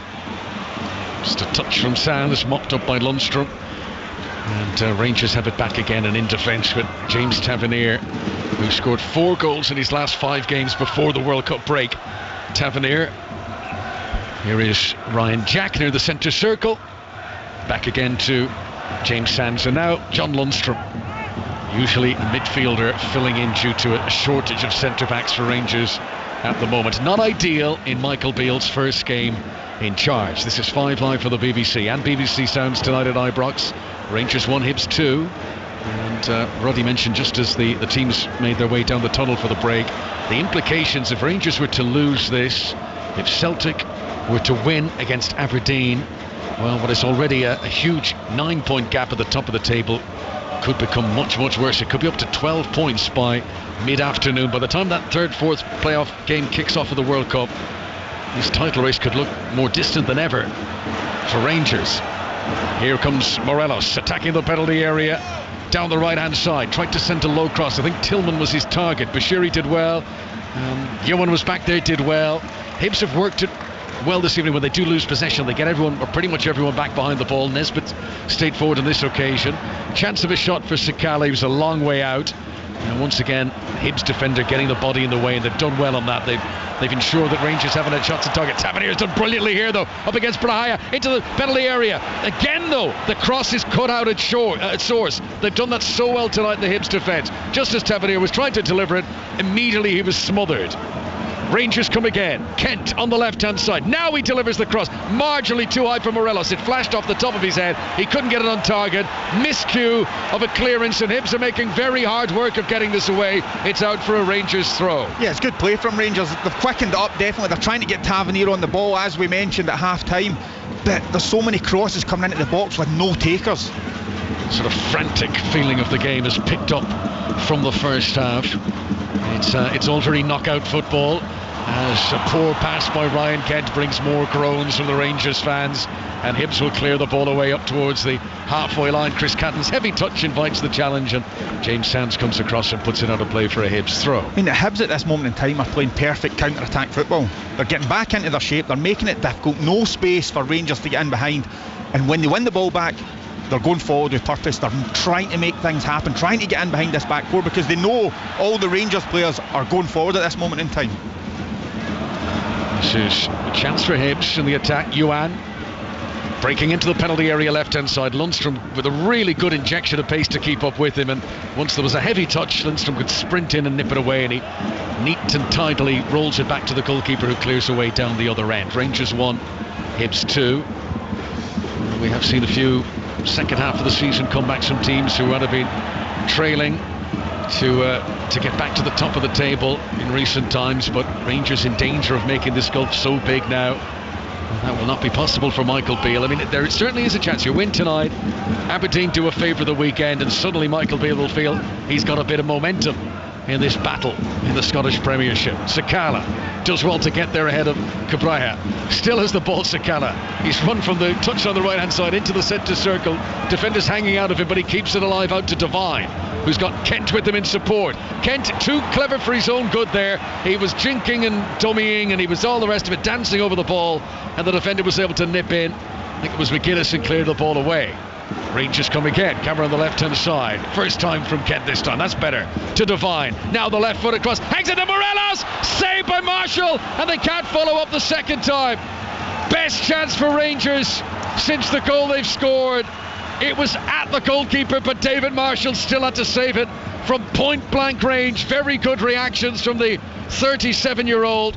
And Hibs hold on to their lead just. They certainly do. It's a great overlapping run from young Devine. He just chips one into the 6-yard box and Morelos is on it. First time I think they've won ahead on the 6-yard box. They need to do that more. Yeah, it was a good cross from Devine and it very nearly paid the dividends. Here's the latest delivery. Bashiri wins into the back for Hibs. Back out to Tavernier. Brilliant delivery in again. But Bashiri with the header again inside his own 6-yard box. Tavernier gets a third chance, and this one's not so good, is it? It's for a minute I thought it was going to dip, but it sails over the crossbar and it goes out for a goal kick to Hibs. And Rangers still banging on the door for what they're hoping would be their second equaliser of the evening. But for the moment, they trail. Rangers 1, Hibs 2. I was actually just going to say before the Devine cross that he made a great overlapping run and Kent lost the ball. Hibs were on the attack. He's making great forward runs. When he sees that and Kent comes in the pitch, can he lay it off to his left, allow Devine to do that overlapping run, because they're getting joy out of it. Do it more. There's a penny for Michael Beale's thoughts on his first game in charge. Took over from Giovanni van Bronckhorst. He's been in the role for over 2 weeks now. He's been waiting for this moment to finally get to see his team on the pitch. He'll have a little bit more time with them than you would expect for a manager taking over mid-season on the training ground. But they've come up against a very determined Hibs team this evening who've took their chances at one end and crucially are battling to deny Rangers' chances at the other. Header won by Yuan. He's done very well there against Tavernier. Flicked to one side of him and ran around the other. And now Yuan to within 10 yards of the byline. Pulls it back just in front of Nesbitt. I think Nesbitt thought that was going to Josh Campbell. He wasn't fully committed after it. And Kevin Nesbitt, who scored in the first half, just wasn't as committed as he might have been to getting onto that cross from Yuan, who had done brilliantly, Alan. Yeah, I mean, Rangers get away with one there. Tavernier out-jumped. And then Yuan gets a great ball across the 6-yard box, but no takers just behind Nesbitt. Here's Devine again, his first appearance of the season. Tries to send it in low and it's cleared away. And it goes, it's actually kept in play for Camera to play it low into the penalty area. Tillman, first touch was good, second couldn't quite bring it with him. And Bashiri didn't want to take any chances. Rocky Bashiri puts it out for a corner to Rangers. Rocky Bashiri's been a rock back there, isn't he? Everything, it's just like a magnet to him. He's just heading everything out, he's getting in the way. Defensively, very strong. Yeah, he's got the build, hasn't he? And he stands firm, and he's certainly been very good in the air and in making blocks tonight. You can say that about a few of the Hibs defenders. As Rangers take this corner short, Tavernier eventually plays it in, but Porteous with a header that doesn't quite clear the penalty area. James Sands will pick it up for Rangers, and that's a good decision to give it to Kent on the left-hand side. Now, can he deliver? Runs to the corner angle of the area, butts back in himself, rolls it in front of Camera now, to the byline, left-hand side, hangs it in. Sakala couldn't get up off the ground, and it comes off a defender for another corner to Rangers, this time on the right-hand side. We've played 12 minutes since the break. Yeah, Rangers are trying to turn the screw a little bit, try to make things happen from wide areas, but they need that number 9, that striker, to be going in, getting on the end of crosses. They just haven't got that at this moment. Tavernier's delivery, headed by Tillman to the front post, and it's in! I don't think Tillman got the last touch on it, but he certainly headed it down. And many of the teammates run to him to celebrate. It might have been Ryan Jack on the goal line, but either way, Rangers back on level terms. Boy, they've had to work hard for that, but it's 2-2. Yeah, they've had to work real hard. I think it's a good delivery from James Tavernier into a dangerous area. I think it's Tillman gets a flick on. He's obviously got that big presence in the box that we were talking about. He gets first contact. Ryan Jack is following in at the back post. David Marshall has no chance of getting. He slides in, puts the ball in the net, game on. His last goal came against Hearts at the very end of last season. Ryan Jack makes it 2-2 in this pulsating game, which we always felt had more goals to come. Now, how are Hibs going to respond to this? Remember, when Rangers made it 1-1 in the first half, Hibs regained the lead within a minute. But Marshall, not much he could do there. Tillman's header down right in front of the goalkeeper. and Jack sliding in, 12 inches in front of the keeper. Nothing Marshall could do. Yeah, but that's what you're looking for. I mean, Tillman, he's a great size. You want him to go and get flick-ons and get his head onto things from corners. That's exactly what he does. We've seen it against Leverkusen when he scored the goal. He gets his head, first contact, and Ryan Jack's doing what every real striker should do, follow things in. This is the 21st time in his career that he's played against Hibs, Ryan Jack. It is the first time he has ever scored against tonight's opponents. Tavernier to take a throw in. A more upbeat mood around here now. Well, it's amazing how things can change in 10-15 minutes. I mean, the crowd are right behind them. Not that they weren't before, they were just unhappy with the way and things, the way it was going and what they were seeing. But Rangers have turned up a notch. Yeah, Rangers have had so much possession throughout the game, but now they've got their second goal. 2-2 on 5 Live, and a yellow card has just been shown. I think that's to Porteous, challenge on the edge of his own penalty area. Free kick in what might even be a shooting position for Rangers. So having come from 1-0 down to make it 1-1 and 2-1 down to make it 2-2, can Rangers take the lead in the game for the first time under Michael Beale? Yeah, well, you're looking at James Tavernier. It's definitely within his range. Is he going to dink up to the back post? I think he's going to go for a shot here, possibly. At the moment, Ryan Jack is unmarked to the back post. I can't imagine Hibs won't spot that by the time it's taken. Hibs are erecting a wall, 4-man wall, as David Marshall gets the angles right. And this is close to the corner angle of the penalty area, but a couple of paces infield. Tavernier's got to be at the very least tempted here. He's got previous to try from an outrageous angle further, probably about 10-15 yards back towards the byline from where he is, and he put one in the top corner. So let's see, he's standing over it with Ryan Kent. Tavernier straining his neck, making the calculations in his brain. 2-2, and here he comes, and he does shoot, but it's an easy one for the goalkeeper, right into David Marshall's chest. We gave him the big build-up, Alan, he let us down there. Yeah, well, at least he hit the target. I mean, I always thought he was going to have a shot and goal, but Marshall's too wise for that. He gets his wall up well, covers his post, easy catch for him. I mean, Steve mentioned at half-time you're a fully paid-up member of the Right Backs Union, but James Tavernier's goal-scoring record is insane. It's incredible. I mean, Cafu didn't score that many goals from right back.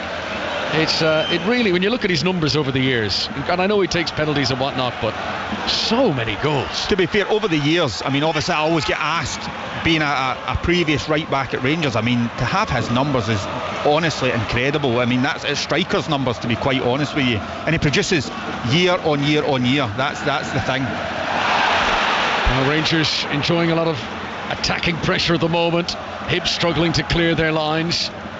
Ryan Jack, scorer of the second for the home side. Morelos, that was genius. Sold to dummy there so that the ball would roll through to Tavernier, whose cross into the centre is ultimately headed away by Paul Hanlon. Very clever by Morelos there, who just stepped away, knowing that would fool the defender, and the ball ran into the path of his teammate. Very, very South American from Morelos. Yeah, it was a great move. Just a little step over, but I think Tavernier should have played it back to him. Another chance into the penalty area. Tillman turns the defender, tees it up for Morelos. 3-2! 5-goal thriller at Ibrox. And for the first time under new coach Michael Beale, Rangers celebrate being in front in a competitive game. Tillman did brilliantly there, and it's Alfredo Morelos, the striker they hope will be reborn under the new coach, who gets the goal to make it 3-2.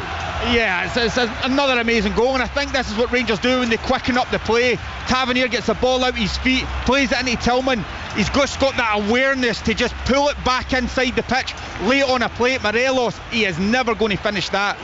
We'll see if this sparks him into life. I think he was needing a goal. You could see the emotion pouring out of him and his celebration, but wonderful move from Rangers when they quicken up the play. This is what they can do to teams. So Sakala in the first half, Jack and Morelos in very quick succession in the second period. Rangers 3, Hibs 2. And we said it was a big half-time team talk from Michael Beale. Whatever he's done, whatever he said, it's worked. He's kept cool heads. He's got them to believe that if they keep plugging away, there hasn't been any major shift in tactics that I can see, but they've just trusted the process here, and eventually Hibs have cracked. Yeah, exactly, and I think that's what he would have been telling the players at half-time.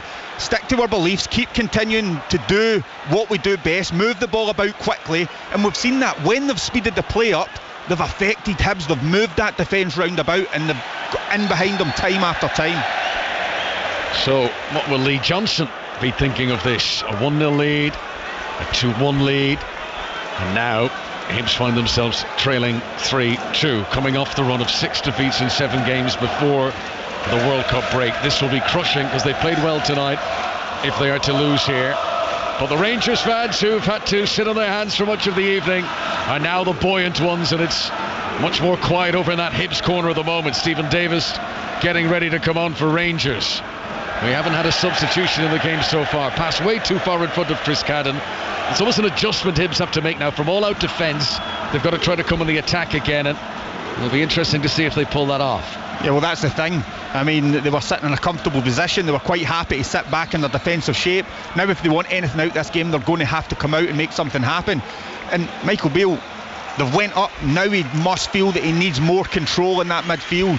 Stephen Davis gives you that. He'll get on the ball, he'll tick things over, play the simple pass, but keep control of the ball, and I think that's what they need. So Fashion Sakala is the player who goes off, one of the goal scorers tonight, and taking off a forward to bring on a very experienced midfielder. Stephen Davis, who turns 38 on New Year's Day, comes on. He's only had 3 league starts this season, but Michael Beale clearly realising that he can be a very important part of this Rangers squad. 3-2 here at Ibrox. Let's go back to the Emirates. Arsenal women against Lyon in the Champions League. Sahel Sahi. Yeah, where it's Arsenal 0, Lyon 1. Connor, Arsenal much better in this second half. Katie McCabe has come the closest. A right foot shot inside the area, but she had no power on it. But much better from Arsenal in this second half. But they trail Lyon by a 1-0. Thanks very much, Sahel. So the Rangers goals in this second half. Ryan Jack scored in the 58th minute. Morelos scored in the 62nd. So in the space of 4 minutes, Rangers went from being 2-1 down to 3-2 in front. And it's a very buoyant Ibrox now. Stephen Davis slipping in between the 2 central defenders. There's a confidence about them. They're springing up on their step now, the Rangers players. And this is where I'd imagine Hibs are going to find it hard to suck the oxygen into the lungs. They'll feel the burn on these legs that haven't had a competitive game in over a month. This could be a long final 25-30 minutes for the Hibs players. Yeah, I mean, I think that's what Michael Beale would have been saying. Devine, ball into the penalty area. Tillman just couldn't get there. Hibs clear it away. Saying at half-time, continue to move the ball about. This team will get tired. We talk about possession stats, and it's not the be-all and end-all, but the other team are going to get tired. They're chasing about, they're harrying, they're trying to hold that defensive line. Rangers stick to the process, and that's exactly what they've done, and they've scored the goals that they need so far. 66 minutes on the clock. Davis at the heart of everything now since coming on. This is Cameron the left wing, back into Jack, now to Devine. Nice intricate build up, and then it breaks down as Hibs fail to clear the ball away again. Cameron field to Davis, long sleeves and the gloves, gives it short to John Lundstrom. Again, they're playing so high up the field, as they have done right from the get-go, and I wonder, will this be the regular tactic now from Michael Beale? Will he always be this forefront? It'll be certainly analysed by opposition coaches if he does. There's a good timed sliding tackle from Ryan Jack, puts the ball out of play for a Hibs throw. I think it will be the way moving forward, but there's going to be certain games that you can't be all out attack. I mean, they are at Ibrox tonight, so you're going to have more of the ball. There's going to be times where you're going to have to be more defensively sound, because as we've seen with the goals that they've conceded, they've been wide open at times. It's probably something that he's going to have to work on in the coming weeks. Change being prepared for Hibs. Elias Melkersen, the Norwegian, is getting ready to come on, so they're going to bring on another forward. I wonder if it will be Kevin Nesbitt who makes way on this, his first appearance since the bad ACL injury back in February. It will be quite the ask, you'd imagine, to try and get the full 90 minutes out of him tonight. But if you're just joining our coverage here on 5 Live, he did score in the first half, and a very well taken goal as well. It's not Nesbitt who comes off, it'll be Kyle McGuinness who makes way. So they take off the midfielder to bring on a forward. Mind you, Elias Melkersen hasn't scored in the league yet this season. No, but it tells you what he's thinking, that he's wanting to get back into this game. So it's good for us watching. Want to be even more open, so he's obviously taking a roll of the dice. He wants to try and get back into this. Melkersen, who couldn't look more Norwegian if he tried. He's got the white headband on, he's got the blonde hair. Thinking it's tropical weather tonight. Yeah, he's on his summer holidays here. He put on the sun cream compared to what it's like in Norway, absolutely. So anyway, fresh legs up top for Hibs in a game that they played very well in, and well, there might still be a sting in the tail. As attacking down the left-hand side, that's worked out well. Devine involved to Morelos. Tillman in the penalty area, left-hand side. Bashiri goes out to try and close him down, and he's done well shielding here. Tillman's battling and hustling, and Bashiri is refusing to budge as they bash into each other a few times. The ball's still alive here. Both players ended up on the deck, but the referee didn't blow the whistle. Rangers have it with Ryan Kent. Tight angle, short to camera. 1-2 returned. Kent to the byline, pulls it back. Oh, Morelos slipped. Davis shoots. Looked like it might have struck an arm, but it wasn't an arm that was raised. And the defender gets away with it as Hibs clear away. That could have been another goal for Morelos, but he just lost his footing as he prepared to pull the trigger. It's a great move. You know Ryan Kent's going to try and cut and chop and get other side of the defender. He lays it on a plate for Morelos, and he's just standing foot just goes away from him. Whether he's got the mouldies on or the studs, he just slips, but Davis follows in. Could have hit an arm. We didn't really see the replay. They've had a little VAR review here, but check complete and no further action necessary. And I think it did strike. I haven't seen the replay, but at the time I thought it did strike an arm, but that the arm was down by the side. VAR, which is all still very new in Scotland, of course, only came in October, and there is no goal line technology yet in Scotland, I believe, in the Premiership. It's the VAR as we know it for the big penalty decisions and the offsides and stuff like that, but we're not getting for there. The goal line. Getting there, we're getting there. Yeah. From little acorns and all that, as Adam Devine comes up, maybe you could get there and make it work, which would be brilliant, rather than jumping in.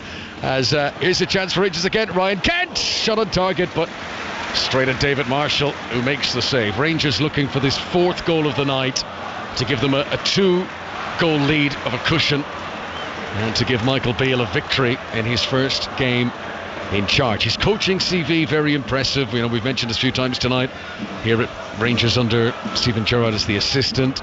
He's coached at Chelsea, he's coached at Liverpool, and he had a coaching spell in Brazil with Sao Paulo, which I think just shows great ambition for him to even want to go and do that, to be able to convince them to give him the job. I mean, in Brazil, how many coaches want to coach at that club? So he's done his homework. He's a confident guy, and Rangers are hoping that he's now ready to bring them on to better things. I think it just shows you the mindset of him, that he's willing to go to another country, experience a different culture and learn.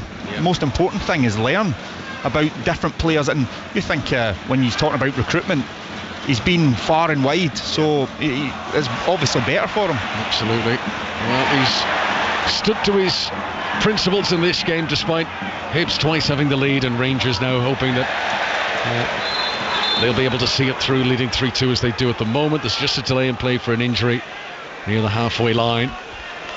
But I think it's going to be that Michael Beale in charge of Rangers is going to be certainly entertaining. He's got that style of play that it makes it very difficult to take your eyes off the game. I mean, this is the first break in play we've had in the match, because it's just been end to end. The way they play allows the opponent's counter and means that they attack a lot themselves. Yeah, it's a basketball game, isn't it? I mean, your emotions week to week, if it's going to be a 5-4 or a 4-3 or whatever, is going to be all over the place. But John Lundstrom looks like he's definitely got a sore one there. It's like a 50-50 tackle with you in there, and it looked like he tried to jump up out the way and he's just caught him in his midsection. Looks like a bit of a sore one, maybe in the ribs there. As anyone who plays 5 Live football on AstroTurf knows, on a cold night you don't want that sort of collision. And the medical staff are out and they're just making sure that John Lundstrom is okay. Players are taking advantage of the delay to come across, and they're like a herd of cattle here. When they come together to have a drink, the steam rises off them. You can see at the World Cup the sort of saturated wet shirts of perspiration sticking to the players. Here is a very different atmosphere in sub-zero Glasgow, but the steam bellowing off these athletes as they come over to get a drink. Just as well I'm wearing a hat, or you would see it sitting next to you. It's Rangers 3, Hibs 2. There's just over a quarter of an hour of normal time to go. John Lundstrom is still being worked on back there. While we've got the break in play here, let's snip back to the Emirates for an update from Sahel Sahi. Yeah, 20 minutes to play here, Connor. Still Arsenal 0, Lyon 1. That goal coming just before half-time. It was an own goal of Frida Manum, and also Vivian Miedemar came off injured, stretchered off. She buckled under her own left knee. She came off in tears. It looks to be a real serious injury. Arsenal much better in this second half, but they still trail Lyon by a goal to nil. Okay, that's going to be quite the story. We'll have more from Sahel and 5 Live later on. Arsenal fans will certainly be concerned at that news.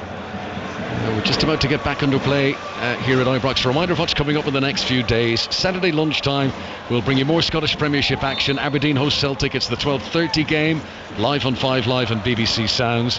That is followed by the World Cup 3rd, 4th place playoff at 3 o'clock. And then on to Sunday, where frankly there is only one show in town. Messi against Mbappe, 3 o'clock. The World Cup final you can listen to live here on 5 Live. As good little pounce there to try and win possession. Nearly worked for Melkerson, but he couldn't bring it with him. Rangers regained possession and come on the counter-attack themselves. Morelos to the right-hand side to Malik Tillman, who's had a much better second half than first half. He had a lot of ball in the first half, but he wasn't able to do things with it. Second half, you could just tell the confidence brimming from him. Yeah, definitely. Look at him here, selling a dummy and going around the fullback and getting to the byline and swinging in the cross and nearly picking out Ryan Kent in the centre. Hibs haven't got it away, and it pops into the arms of David Marshall. It's all Rangers at the moment. Yeah, all Rangers is one-way traffic. Tillman does well again, using his strength. And he's so clever at times, and this is why I think some Rangers fans get frustrated with him, because this second half he's been excellent. The first half not so much, couldn't really get involved. They want to see more, they want him to be more consistent. If he can play at this level, this is the reason why he was at Bayern Munich. Yeah, this Vivian Miedema injury, you know, and if you're not a follower of the women's game, she is one of the best players in the world. I'm told that former Arsenal player Danielle Van Donk has told DAZN that the injury looked bad and she wouldn't wish it on anyone. And we will see if there is any further story on that. But that is one of the top performers of the women's game, who appears to have picked up a serious injury tonight. And we'll wish her the very best. And hopefully it's not as bad as early indications are suggesting it might be. Quarter of an hour to go at Ibrox. Rangers 3, Hibs 2.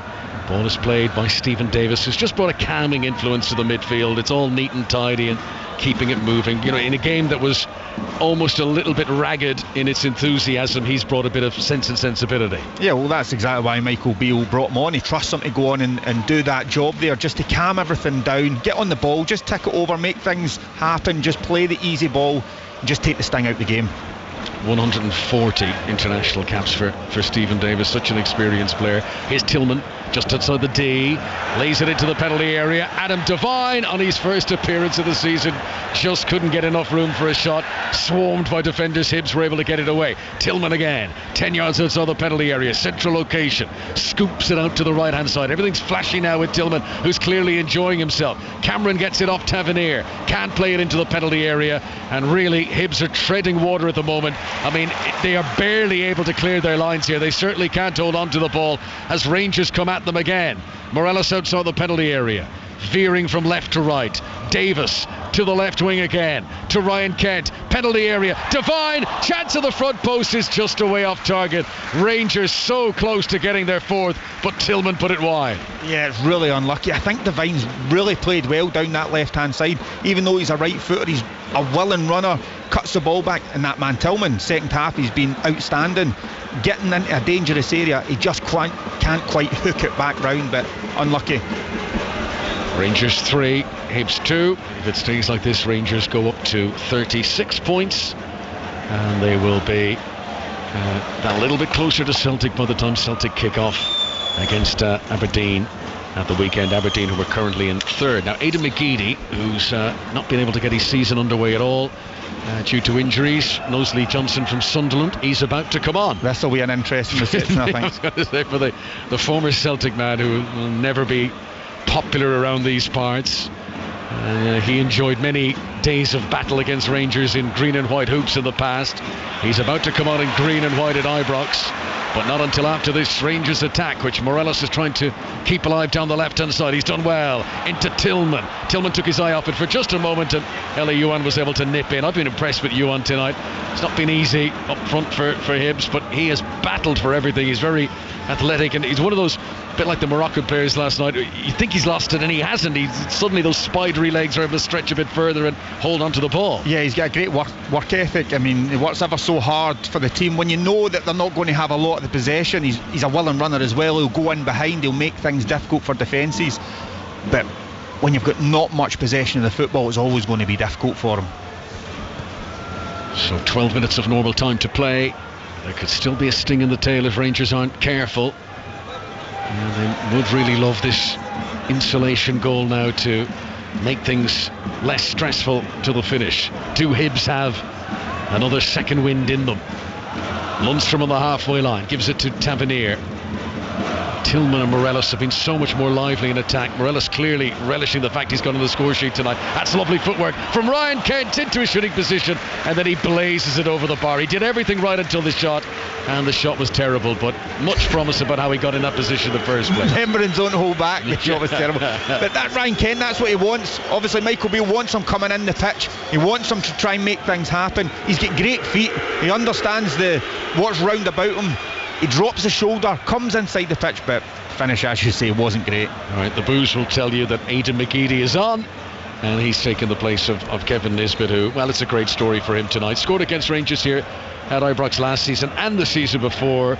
Injured in February, ACL. Tonight his first game back, and he's managed to get himself on the score sheet. At the time it felt like it might have been enough to bring Hibs towards a victory tonight, but you've got to credit how Rangers have got back in front here. McGeady is on his fresh legs, aging legs but fresh. He'll be 37 next birthday. Morelos really enjoying himself now, bossing the attack, trying to get onto a return ball from Tillman, and it's just about cut on. And these last gasp despairing challenges from the Hibs defenders are just thwarting Rangers time and time again. It feels only a matter of time before Rangers get in for a fourth goal of the night. They've got to throw in 10 yards on the corner flag down the right hand side. McGeady, who's playing behind Melkerson now. Melkerson isolated up top, but can Hibs, you're still feeling this game they'll get one more chance? That's how it's going. I mean, yes, they're defensively strong and they're struggling to get out, but they'll be hoping for that one chance that they can get back into this game, and with Aidan McGeady, Melkerson on the pitch, they'll be hoping that comes true. Stephen Davis using all his experience to shield the ball in by the corner flag, and he ends up winning a throw-in for his team. Into the last 10 minutes now. Rangers 3, Hibs 2, 5 live from the BBC. The higher percentage of Hibs goals this season have come in the second half of games. They had the lead at half-time here. They were 2-1 up. They haven't scored in the second half. Here is Ryan Kent, who's playing with the real team. Him and Tillman and Morelos, they've got a swagger about them now. Davis looking to play it towards the edge of the penalty area. Morelos cushioned it down, trying to land it into the path of Tillman.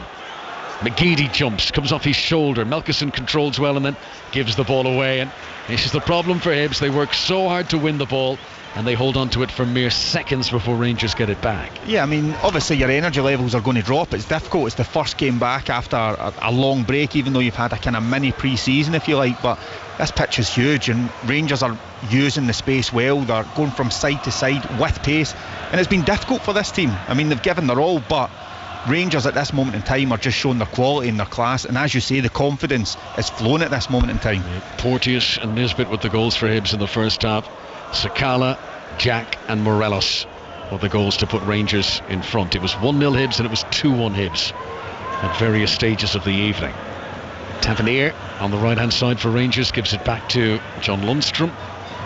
Now Stephen Davis on to young James Sands. And down the left-hand side to Adam Devine, who's continuing to impress on this, his first league appearance of the season for the teenager. He did make his senior debut towards the back end of last season, played in 2 league games of the run-in. But this has been his first appearance since. Barisic still away in World Cup duty. Yilmaz unavailable due to injury. Here is Devine again, another cross on the byline, and out came the goalkeeper David Marshall to gather. I've been really impressed with Devine down the left-hand side. For one so young, to have the confidence to take on the opposite fullback and cross with their weaker foot has been really good to see.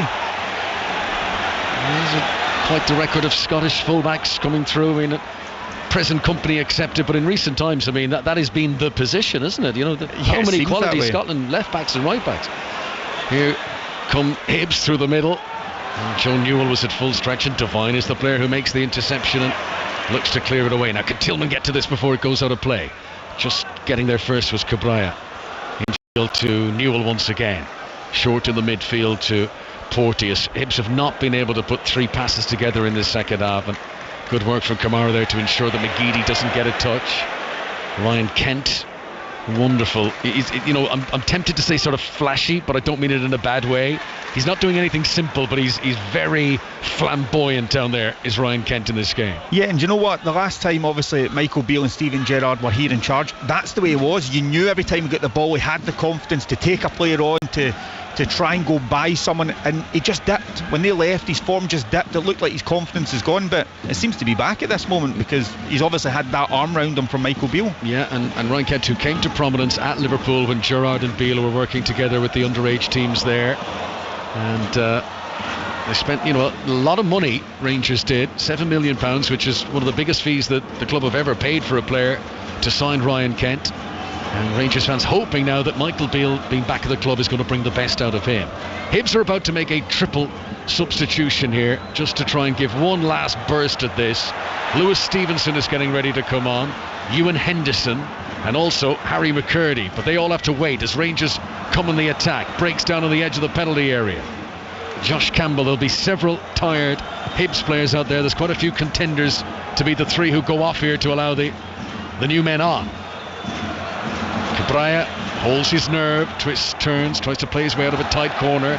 Not a great touch by Ewan. And now Tavernier will pick it up for Rangers once again. Hibs look ragged. Rangers look confident. Camera's got support outside him on the left-hand side with Devine. Back into the middle again and James Sands. And, well, this story, and I'm sure many of our written media colleagues sat around us, Alan, would have written up in the first half maybe a different story than the one that's going to go to print tomorrow, because this could have been different for Michael Beale and his first game in charge. However, the performance in the second half suggests that there is much to be positive about the new coach. Yeah, definitely, and I think the challenge was then there for them at half time to go and prove, I said to you before, that Michael Beale will be assessing his squad all the time. Here is Cameron, the penalty area. Tillman tees up Ryan Jack, and he's already on the score sheet, but this one from distance is not a great shot. I think he was concentrating so much on keeping it on target, he didn't want to blaze it over, and he did keep it down, but in doing so the compromise was to lose power, and it was a very tame effort and easily saved by David Marshall.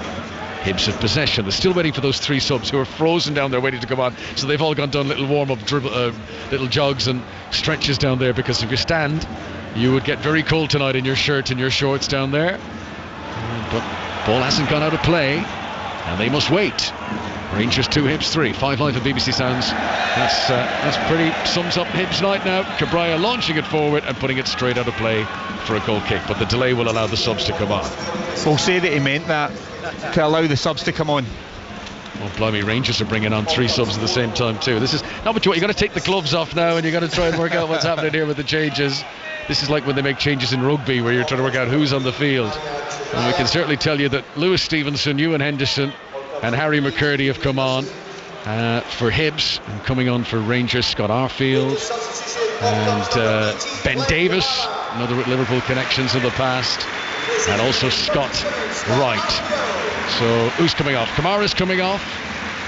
Is it Tillman? I think Tillman's very, very, very slowly walking off, but he will be replaced, and so too young Adam Devine, who I'm sure will get a warm applause from the Rangers supporters. Yeah, definitely. He's been outstanding tonight for one so young to go and play in a position that's not familiar. He can be very happy with his performance, and definitely one for the future. I think he's got an opportunity there to go and obviously put pressure on James Tavernier in the future.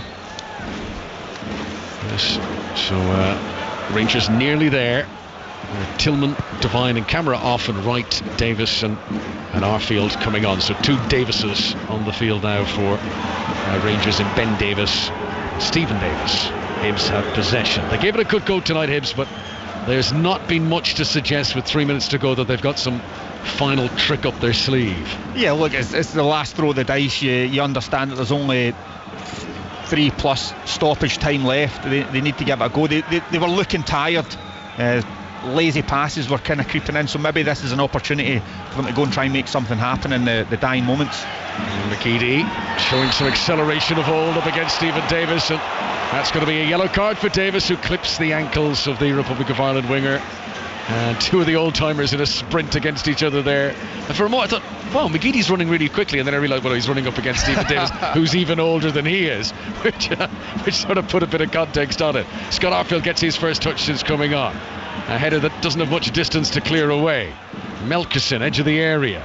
Maybe a chance for a shot, but it's tame enough from Ewan Henderson, who's just come on. And it's straight down the middle and easily saved by Alan McGregor, the Rangers goalkeeper, who's the only man who's older than Messrs Davis and McGeady on the pitch.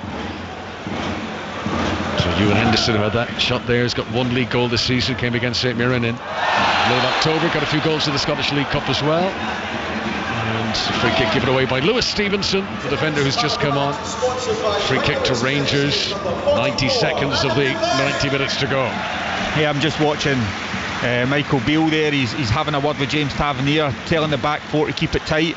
They obviously understand that they don't want to lose anything now, any points, so defensively stay strong. Don't worry about charging forward. That's not what they need at this moment in time. Just play the game out.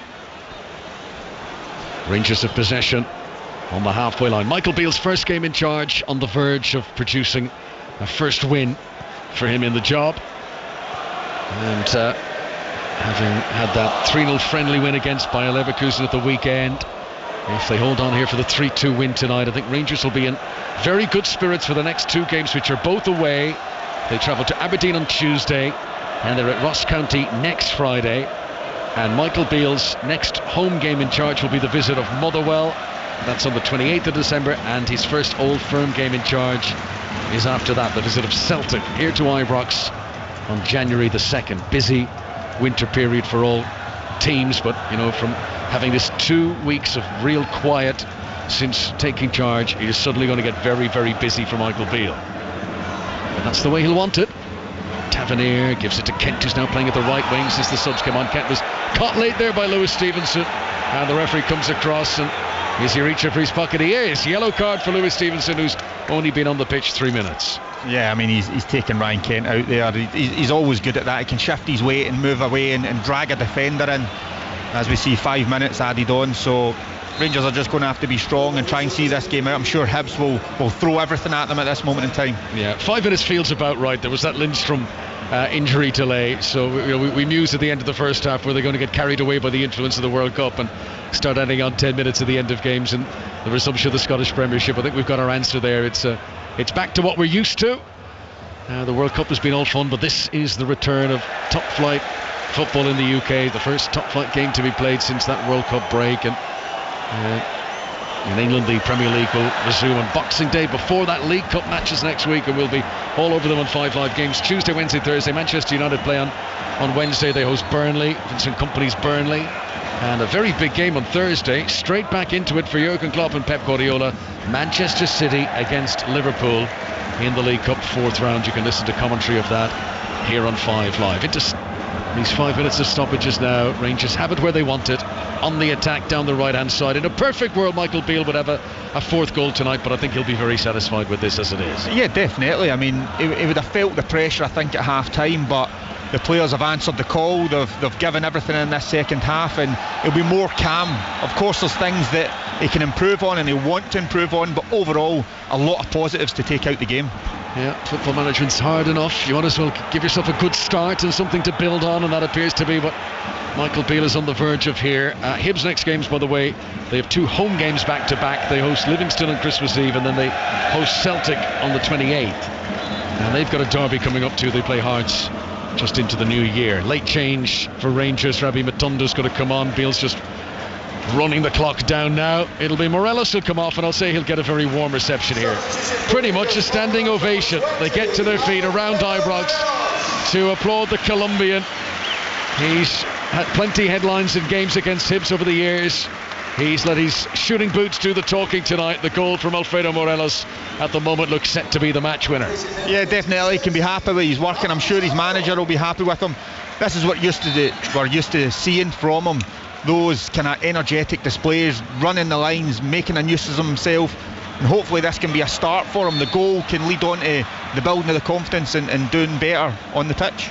On a cold night in Glasgow, fans of Rangers are hoping that this will be an evening they will look back as maybe a turning point in their season. And they will be very interested in proceedings up in Aberdeen, what I'm sure will be another cold game of football on Saturday. And any slip up by Celtic at all in that, and Rangers will be thinking, here we go, we can get a bit of momentum and get a title race going in the second half of the season. Hibs battling on here, but could there be one last chance for Lee Johnson's team that would completely change the narrative? Can they spoil Michael Beale's evening? Porteous with an ambitious ball down the left-hand side, controlled in the instep by McGeady, but it shows too much of it to Tavernier. And Aidan McGeady making his first league appearance of the season. He's had injury problems since joining. His only matches have been in the League Cup. Very experienced player, Celtic, Everton, Sheffield Wednesday. In recent years he's been at Preston, Charlton and Sunderland, and he's on the ball at the moment. That's a good turn away from Ryan Kent, and a good delivery too from McGeady, and maybe a late chance, but the shot from Ewan is off his shin pad. I think it was skewed and it goes well off target. It goes so far wide it goes out for a throw. Ryan Kent has to be really careful there. I mean, he absolutely sells himself. McGeady doesn't actually have to do anything because Ryan Kent is that aggressive and he ends up running right past him. It's a lovely floated ball into a dangerous area, and Ewan just can't make anything of it. But you need to stay switched on. Yeah, we said they'd get one chance. Was that it for Hibs? Will they get a full bloodied attempted goal here? Just a little scare for Rangers, just to settle the nerves and to say, well, hang on, this isn't over yet. Calm everyone down a little bit. Rangers fans are ready to celebrate, but it's not done yet. Throw in to Hibs. Newell on the left-hand side, and his teammates all running in suggest that they know he can really launch this. Here he comes, number 11, Newell.